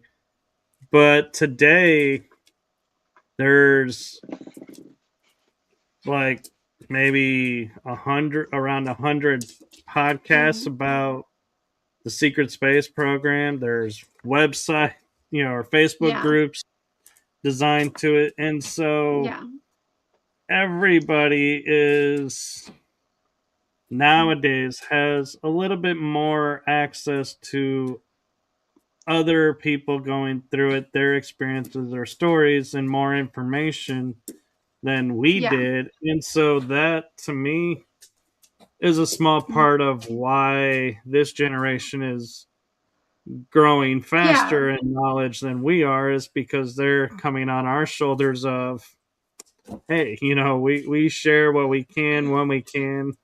Yeah. They're benefiting from it.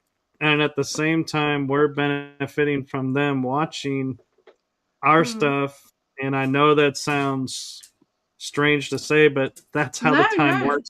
It's a partnership. I totally agree. Because for me, none of this was in my awareness for the longest time. And so even to the point of probably till I was about 22, I was allowed to get into a little bit of conspiracy with the X-Files. But then once I started traveling, none of that was in my awareness ever again. Until I started to live in India, then I started to go back kind of into spiritual practices. But we're talking, in like 20 odd years ago, you'd go to a bookshop and there'd be a spiritual section that's really tiny. Right, there wouldn't be spiritual books. There'd be hardly anything, right? And so there definitely wouldn't be anything like this.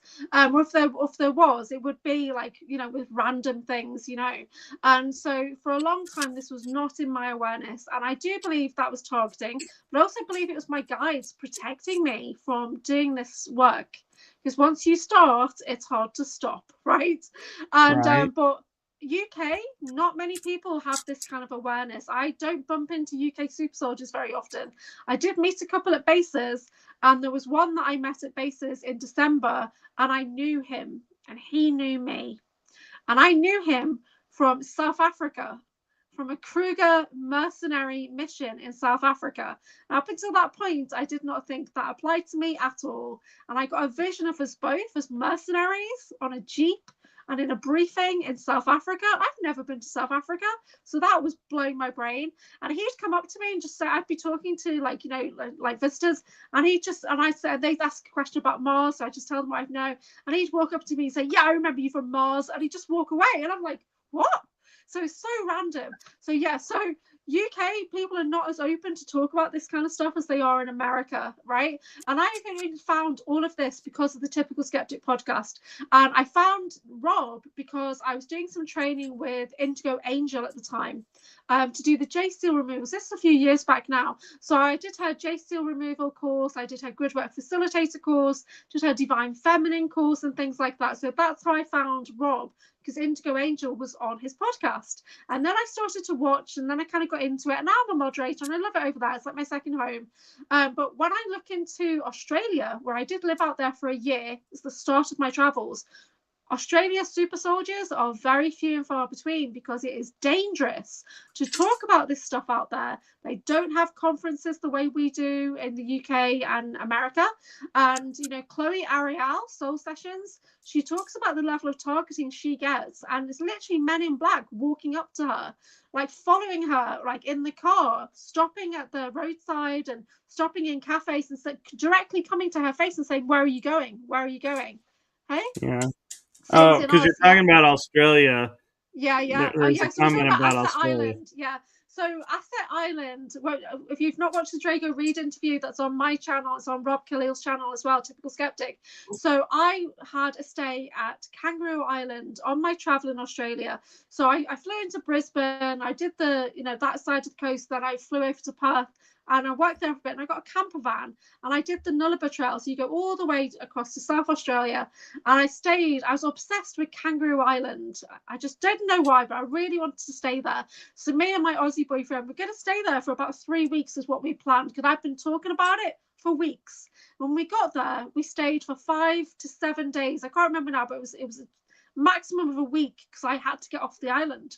I had to get off the island, right? And now I find out that one, Vicky, who comes in the chat, she actually grew up on Kangaroo Island. So she saw my Sacred Sites video with John Whitberg, where I dotted so many places in Australia where I believe I'd been abducted. And she started to remember an experience that she had as a child on Kangaroo Island, right? So red flag there. And then, then you've got Rachel, who's from Tasmania, I think. And so we were starting to talk about it. So when Vicky asked the question about Kangaroo Island on the Drago Reed show, he said, "Oh, Kangaroo Island, you know what the name for that is? Asset Island. The entire island is a base. Every family is an asset." Right, so no wonder why I couldn't wait to get off it, because I had abductions galore. So they cloned me basically while I was there. So I'm all over Australia. You'll see me everywhere, right? I'm all over the world. I really am. And now that you know that I'm a clone template, just like Drago Reed, you'll start to see us everywhere. It's like somebody I went to the conference with in December. She then went to Wales and sent me a text saying, "You're sitting in this cafe." And then so another lady, a friend that I've got here, she went to another town and she said, "You're in this pharmacy." This is so bizarre. Like, I was working in a shop, right? So I've physically seen a clone of me in France. So they're out there. Now that you become aware of that, they're all different ages, all different heights, but they're still me. They still got my soul essence. From time to time, I tune into their energies. So Australia is quite a dangerous place, and most of it's because of I did a video on this, guys. Did a video on Australia because I'm looking into the global monarch programs, and I'm looking into the Commonwealth tie-up. So all the Commonwealth countries, I was literally transferred across all of them as an asset. That's what I realized on my travels. So when you start to look into that, it's part of a larger global monarch program.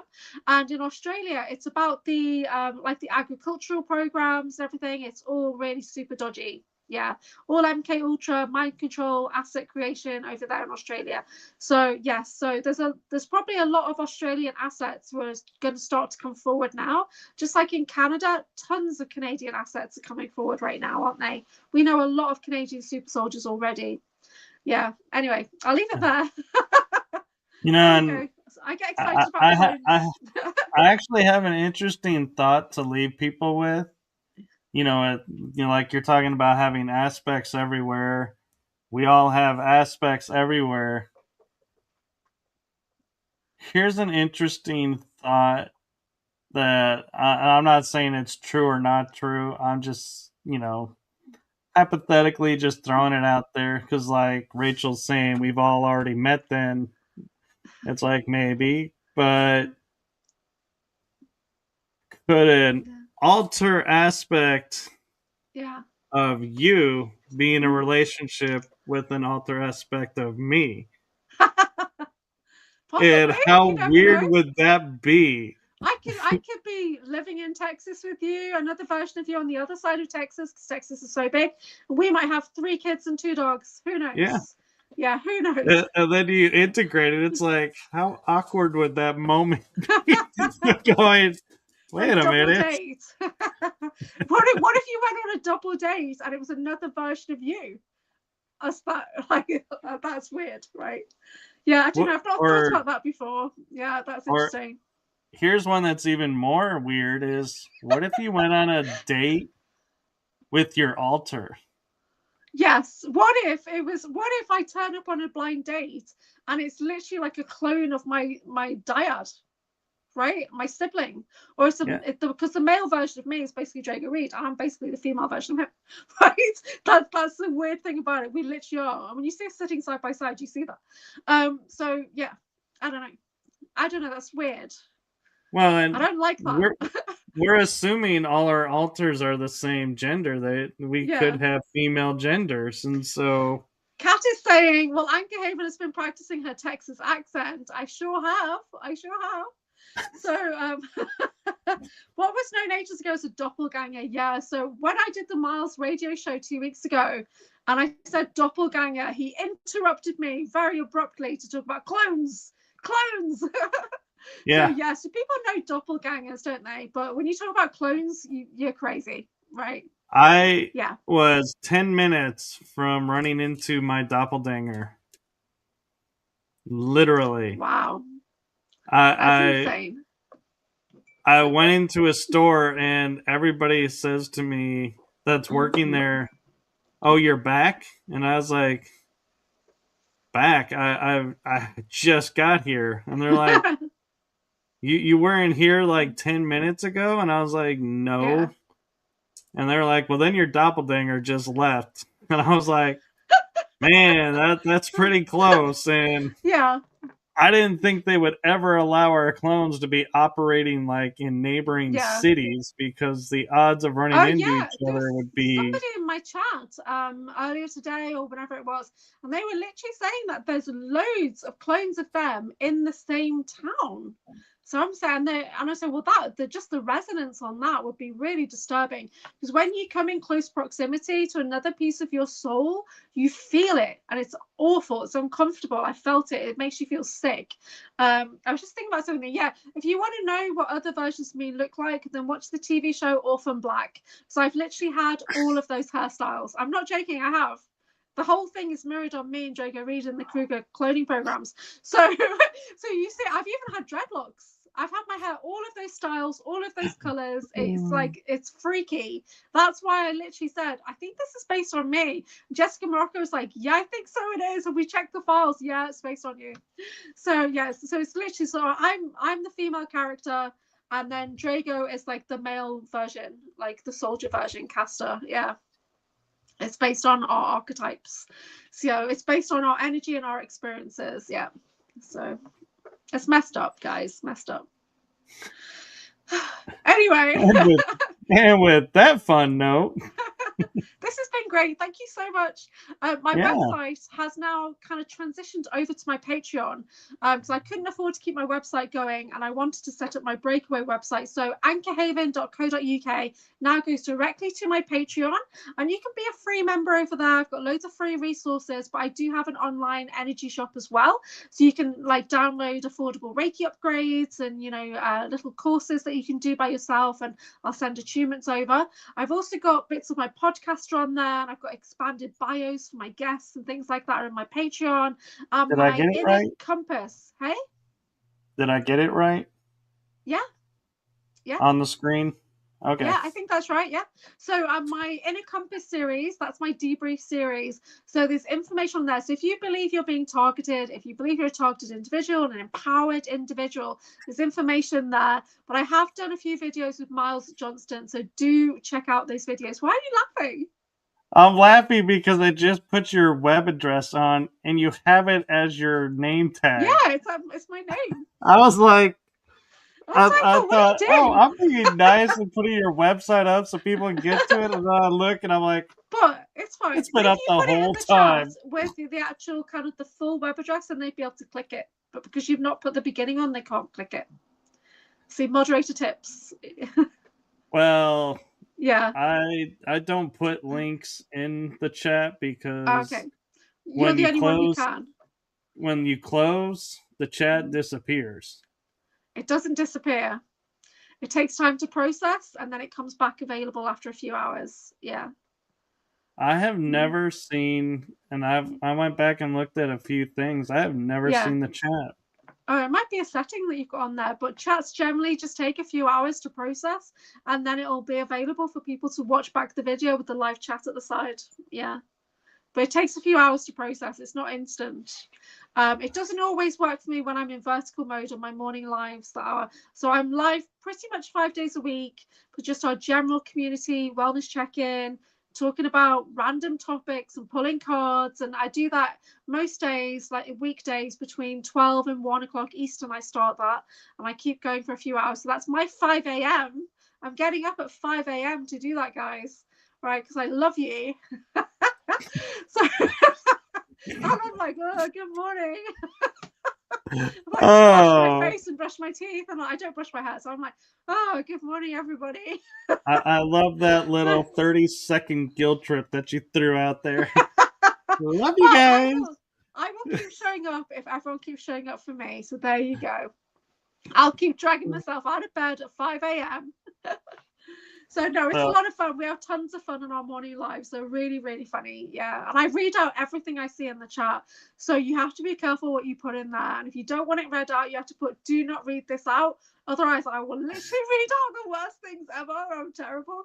Because I have to read everything I see. That's part of my autism in a way. I literally, if I look at the chat, I have to read the chat constantly. That's why I'm trying not to look at the chat too much today. So yeah, the US crowd stays up late so that they can do my early morning live. So it's like after midnight for them, and it's 5 a.m. for me. Yeah. So but we get some Aussies, and it's like evening for the Aussies. Yeah, but it's the next day for the Aussies. It's really weird. Anyway. Yeah, I've done your wee hour in the morning chat.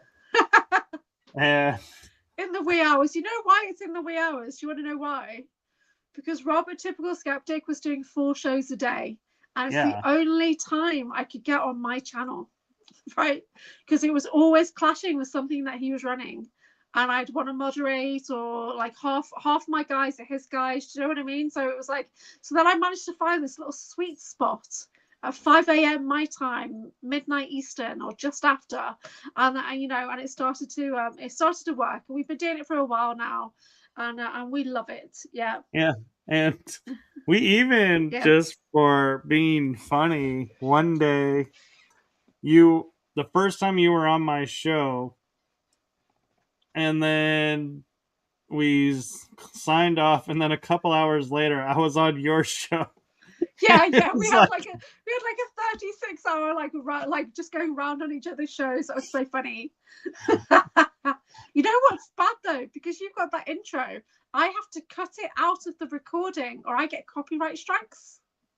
So this one, when I pull it off the internet, I have to cut the start and the end off because you intro and outro. Well, okay, so I get copyright, but I don't get, it doesn't strike my channel. They just say, you shouldn't be getting copyrights if it's something that you've created. Oh, unless it's not my music song that YouTube doesn't like. Oh, it's not your song. Okay. It's not my song, but I have given YouTube the license, and they keep flagging it, so I just stopped giving them the license. Well, I got flagged, and then I had to figure out, okay, how do I chop this off and all that. But it was the same with Sean Bond at Sonic League, because I do quite a bit over there, and I have to completely cut out his intro and outro, so I have to do the same over there, or I get a flag. Yeah. Well, this is what I get, is I'm looking at it now, is I get copyright, and it says copyright protected content found, but the owner allows it, so it's okay. I don't get. Okay, no, I didn't get that. I get you need to change that, or you're gonna not be able to be monetized. That's what I get. And I've only just started to get a little bit of monetization, so I can get super chats now. I can get super thanks, super stickers, and that kind of thing. I think I made like 30 cents off videos. So yeah. I have a couple of times. I'll put a song on a ad that I was doing, and they would say, "Oh, this ad is not available. This music's not available in other countries," and I'm like, that happened so they don't to me get the recently. Music. I don't care. I did a promo reel that was so crack-a-lacking. I absolutely loved it. And I made it on InShot. It was so good. The music was thumping, right? And I put it on Facebook, Instagram, TikTok, fine. Put it on YouTube, flag straight away. And then I had to change the music. And then it was like crack-a-runkin'. It wasn't as good. So yeah, it's fine. Yeah. So I did an episode where I was celebrating Texas Independence Day. Yeah. And I had all this Texas music on it, and they were like, oh, well, this one song is being flagged on YouTube, and you need to change it. And I was like, okay. So I went to change it, and they were like, no songs about Texas. I was like, well, this is kind of defeated the purpose. So I'm just going to comment on what Rachel's put there, that this one was advertised, but mine on my channel are not. And that's because I don't use StreamYard. Yeah, so I can't use StreamYard because you see what happens every 15 minutes, my internet gets messed with, even as a guest. So when I try and host on StreamYard, it blocks my router. And the handlers hack my StreamYard. StreamYard is not very safe. And so I've stopped using StreamYard and I just go directly from my phone. And when I have a guest on, I use Zoom. So you don't get the links beforehand like you do with StreamYard. That's why. Right. So, but generally, Monday to Friday or Saturday, I am live.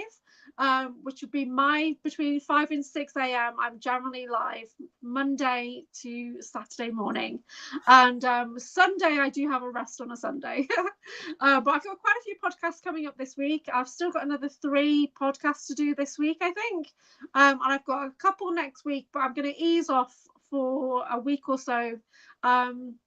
Because I'm preparing presentations for conferences and I'm finishing off the guidebook and everything for the Breakaway Oracle deck, which is the breakawayoracle.com. And so that's why my stuff isn't advertised, but I do put regular posts out. And if you join my Patreon, I'll try and put a schedule out. But most mornings I do, unless I've done something quite late, like this one is 2:30 a.m. I'm not going to be live in 4 hours, probably not, but I might do an afternoon, or we'll see how I feel. So when it depends on, because this is a late one for me. We started at midnight. So so this is quite late. Thank you for putting that in the chat. So but generally I come on as much as I can because I've got nothing else to do and this is what I love to do. So there you go. How does it get any better than that? And I'm loving the fact that I put the www in front of it and it's not a hyperlink. No, you have to put the HTTPS. Oh, you didn't tell me that part. Well, I don't even think I've got www on my else. I don't think so. I don't know. But so it's breakawayoracle.com. Breakawayoracle.com. Oh, I did it right the first time. Yeah. So the breakawayoracle.com is for the card deck where you can pre-order a deck of cards and you'll be able to access the guidebook that goes with that and the meditations that go with that. By mid-June it'll start be ready. So I'm still working on that. There you go. That's perfect. Thank you. Okay, so we're finishing up now. So thank you so much for joining us. We really appreciate everybody joining us in the chat. Sorry, this is your podcast. I know. I'm laughing at the fact that you get two hosts together. We say router and you say router because to us a router is something you put into a pipe to clear the pipe. Okay, well this is a router. A router is a machine, right? That routes. Yeah. That's the funny thing about our language. I love. Oh, I was watching a podcast earlier and they kept saying niche. It's a niche market, and that really annoys me because it's niche. It is it's a niche market, right? And this guy kept saying niche, and I'm thinking, is that an American thing? Because I really hate it. Because these are a niche deck, so there's only 25 of these that are getting made. So because it's a niche market, right? So so it's a special edition. But niche, we that say really niche. Me. Yeah, niche. Thank you. I'm very Americanized with a lot of my words anyway, because I grew up watching Cheers and Roseanne. So that's how I was raised, watching Cheers and Roseanne, right? That's why I'm very sarcastic at times, and I'm a bit of a, bit negative at times because of Cheers and Roseanne, right? That's the excuse. Okay, definitely niche, says Kat. Thank you, Kat. Kat's got such a beautiful accent. Terry can't wait to get hers. So excited. Yes. So they went off to the printers today. Hopefully I'll get them in the next 2 to 3 weeks, and then I'll be able to ship them out to you guys. So yeah, so thank you to everyone who's pre-ordered, and you're helping me cover the print costs. So I really appreciate that, because it's not cheap when you do your own small order for Oracle cards. It really isn't. Just when I did, I ordered a sample, but they actually sent me 2. That cost me $65 to order a sample. Okay, so to give you an idea, it's not easy, but you know, it's our very first thing. It's the very first thing I've ever finished and have published, so I'm quite proud of myself. So thank you everybody for supporting the process. Yeah. So just so you know, you made your first US sale. Oh wow, thank you. It actually wasn't as bad as I thought it was going to be. Yeah. Oh, that's so cool. Oh, I'm stuck. I think my video's glitching again. Yeah, we're on the 15-minute mark. My video's glitching. Every 15 minutes, my video's glitching. This is what happens. I get targeted on StreamYard. Yeah.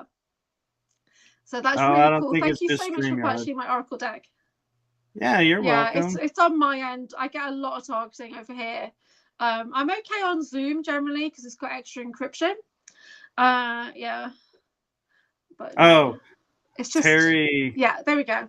Says, "Hey, I'm in the US, so yeah, I have sold 6 to the US already. So you're my 7th US sale, and I've got 2 UK sales which will be going through at the end of the month as well. Yeah, Kat's got them as well. Yeah, so it's going to be really cool. So thank you guys for supporting my little dream, and you've got a piece of AnchorHaven history coming your way in the next few weeks, hopefully. And so it's really cool. I honestly, I'm not sure if they're going to make any sense to anybody at all, but I'm going to do as much as I can to make them work, right? To make them really helpful. And hopefully people will find them energetic and beneficial. So yeah. Just know I'll be calling you every card I look at going, what in the world is this? No. Honestly, they're very clear. The cards are very clear, and there'll be quite a bit of information. So there'll be a mini guidebook, but there's also an extended version available as well. So that's what I'm working on at the moment. And I've been working with John Whitberg on some of these things. Yeah, so a lot of the so some things have come directly from John Whitberg, and then I've expanded into it with psionics and things. So yeah, so it should be interesting.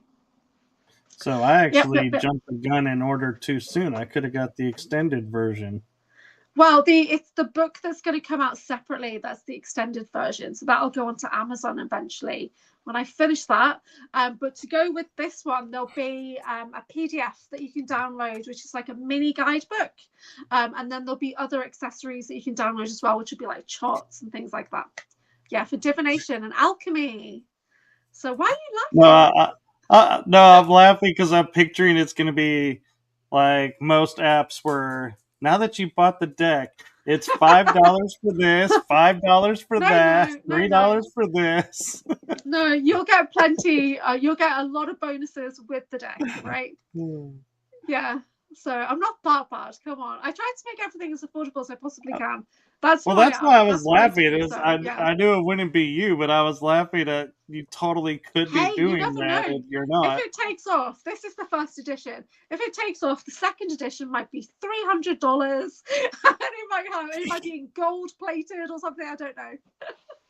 It's funny because I work with this one. This cost me probably about $60 to $70 for this deck.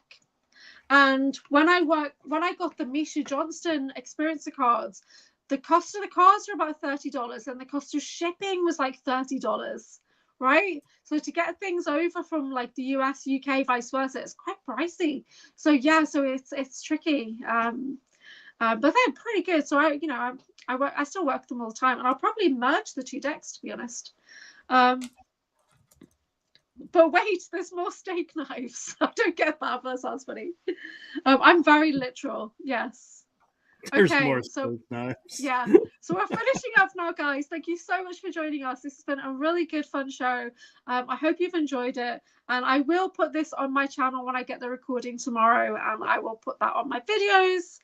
Those bleedy conversion charges. Yeah, it's not easy. I've not even charged for like packaging or anything like that. So, trying to keep it as affordable as I can.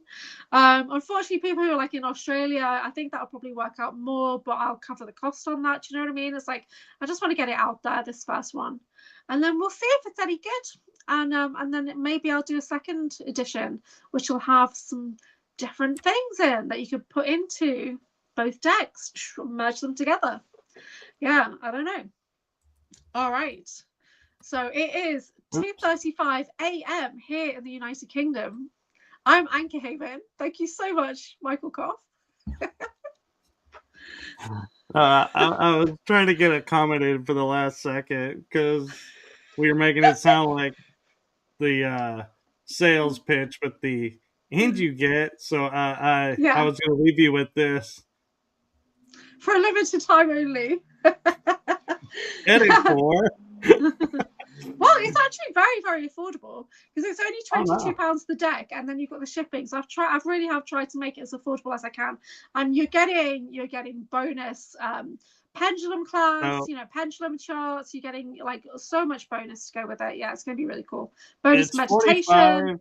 Yeah. For Terry saying $9.99. Terry saying, and unfortunately, it's not $9.99 because it costs me $9.99 to print it. Yeah, it costs quite a lot. Yeah. I always laugh at when you watch TV and you see the commercials that says, for limited time, if you order in the next 30 seconds, you can get at this price, and it's like you want to wait and go. How does it know when the 30 seconds is? Yeah, it depends. I mean, I might suddenly think, oh, I haven't got enough money to cover all the shipping, so then the final 10 might jump up to $60 or something. You never know. So buy it now, guys. Buy it right now while it's reasonable. Maybe a Texas deck in the future. If that's for you, a deck about Texas. A deck about the military bases in Texas. I'm calling Texas Super Soldier Central because I know more super soldiers in Texas than any other state. I really do. We're a huge military base, so yeah. And we're a UFO hotspot state. Yeah. And we are large enough that we can put, I think, 5 UKs in Texas and have land left over. Yeah, it always amazes me how far it is to get from, like, say, where you are to the airport or whatever. And it's like, that's like me traveling to London, right? That's a long way. It takes me an hour to an hour and a half to get to the airport. Yeah. Gosh, that's not too bad. So Rachel's saying a portal deck. The next deck I design after this one is actually a mystical wellness deck, and I have 4 different versions already that I was working on last year, but I just didn't have the motivation to get things finished. This one, I've only been able to get this finished because I've had a collaborator to help me, so that's kept me a bit focused.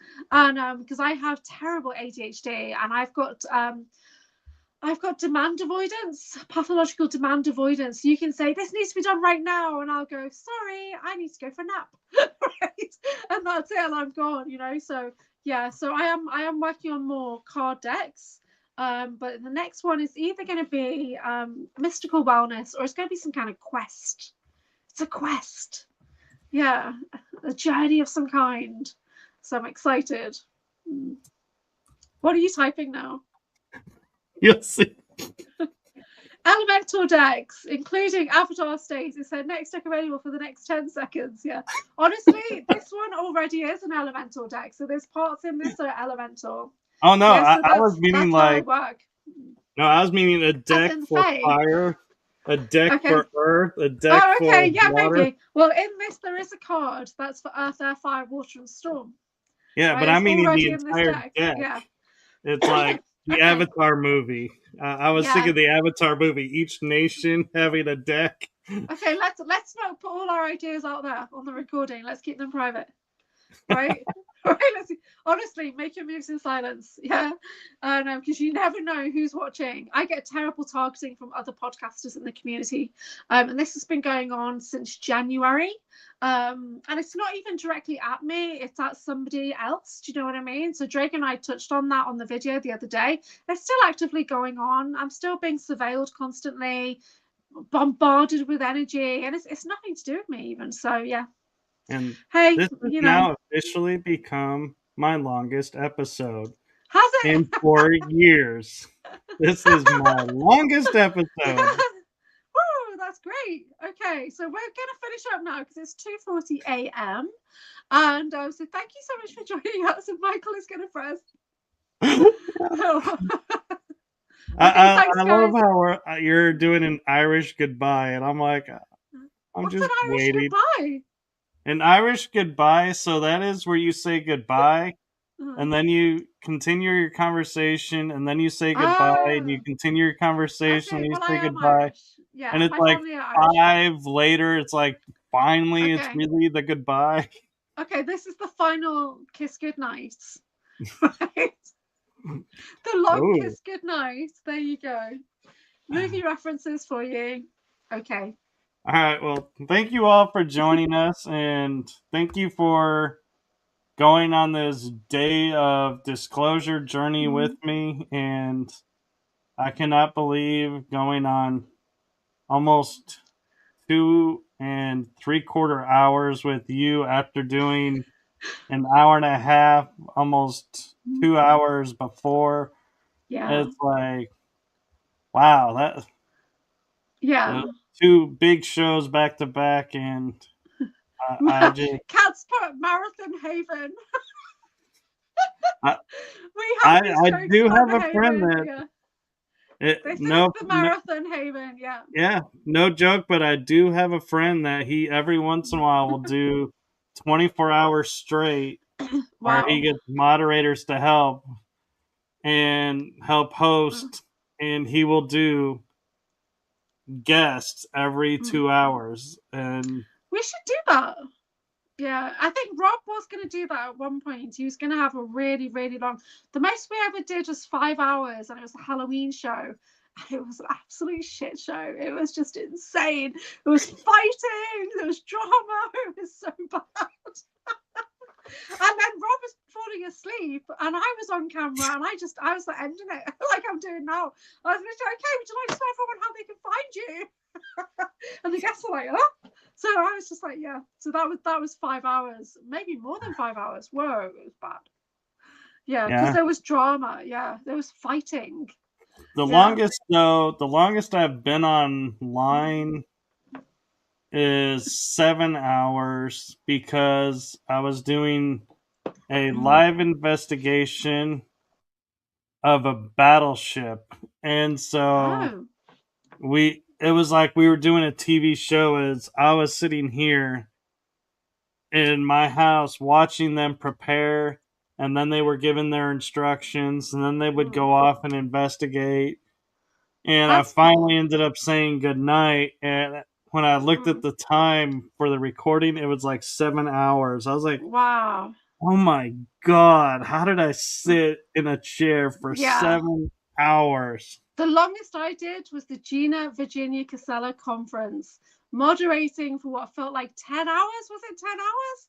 And I'm sitting there in the chair, just surrounded by snacks, because I'm here like all day. Like, it was long. It was like I felt like 8:30 a.m. to about 6 p.m. my time. So it was a full on. No, it was like 10 p.m. my time when we finished. I think it was 9. Yeah, I think it was 9 or 10 hours long. Yeah, it was a real. So we've got the next one coming up on the 13th of June. It's going to be a marathon. Yeah, I know. You and I are switching roles. I'll be in the moderation seat while you're talking. I'm going to do the talking. Yeah, but only for 35 minutes. And that's it. Just to help you out, I will mute your mic every 15 minutes. So you have the glitch. See, it doesn't happen in the day. It only happens in the early hours. It's probably my neighbor downstairs.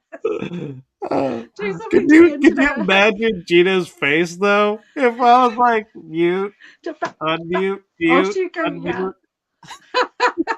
She'd be like, what is going on? How are you the only one that had to be like, yeah, you didn't even watch the end of the episode, did you? Because we totally talked about that. Oh my word. Okay, I'm going now. All right. Well, thank you all for watching. Be sure to like, subscribe, and follow along both AnchorHaven's page her YouTube channel, my YouTube channels, because you never know when we're going to collaborate and be on each other's shows, and you just threw me off. I was like, oh, wait, we got a comment in the room, and it's you. It's me saying goodbye, everybody. Thank you for watching. All We right, hope so you enjoyed this collaboration. Yeah. yes. And if you want more of us hanging out together, just comment AnchorHaven and say, when are you bringing Michael back? Okay. And with that, good night, everyone. Okay, where's that button? There it is. All right. We're reals. Good night, everyone.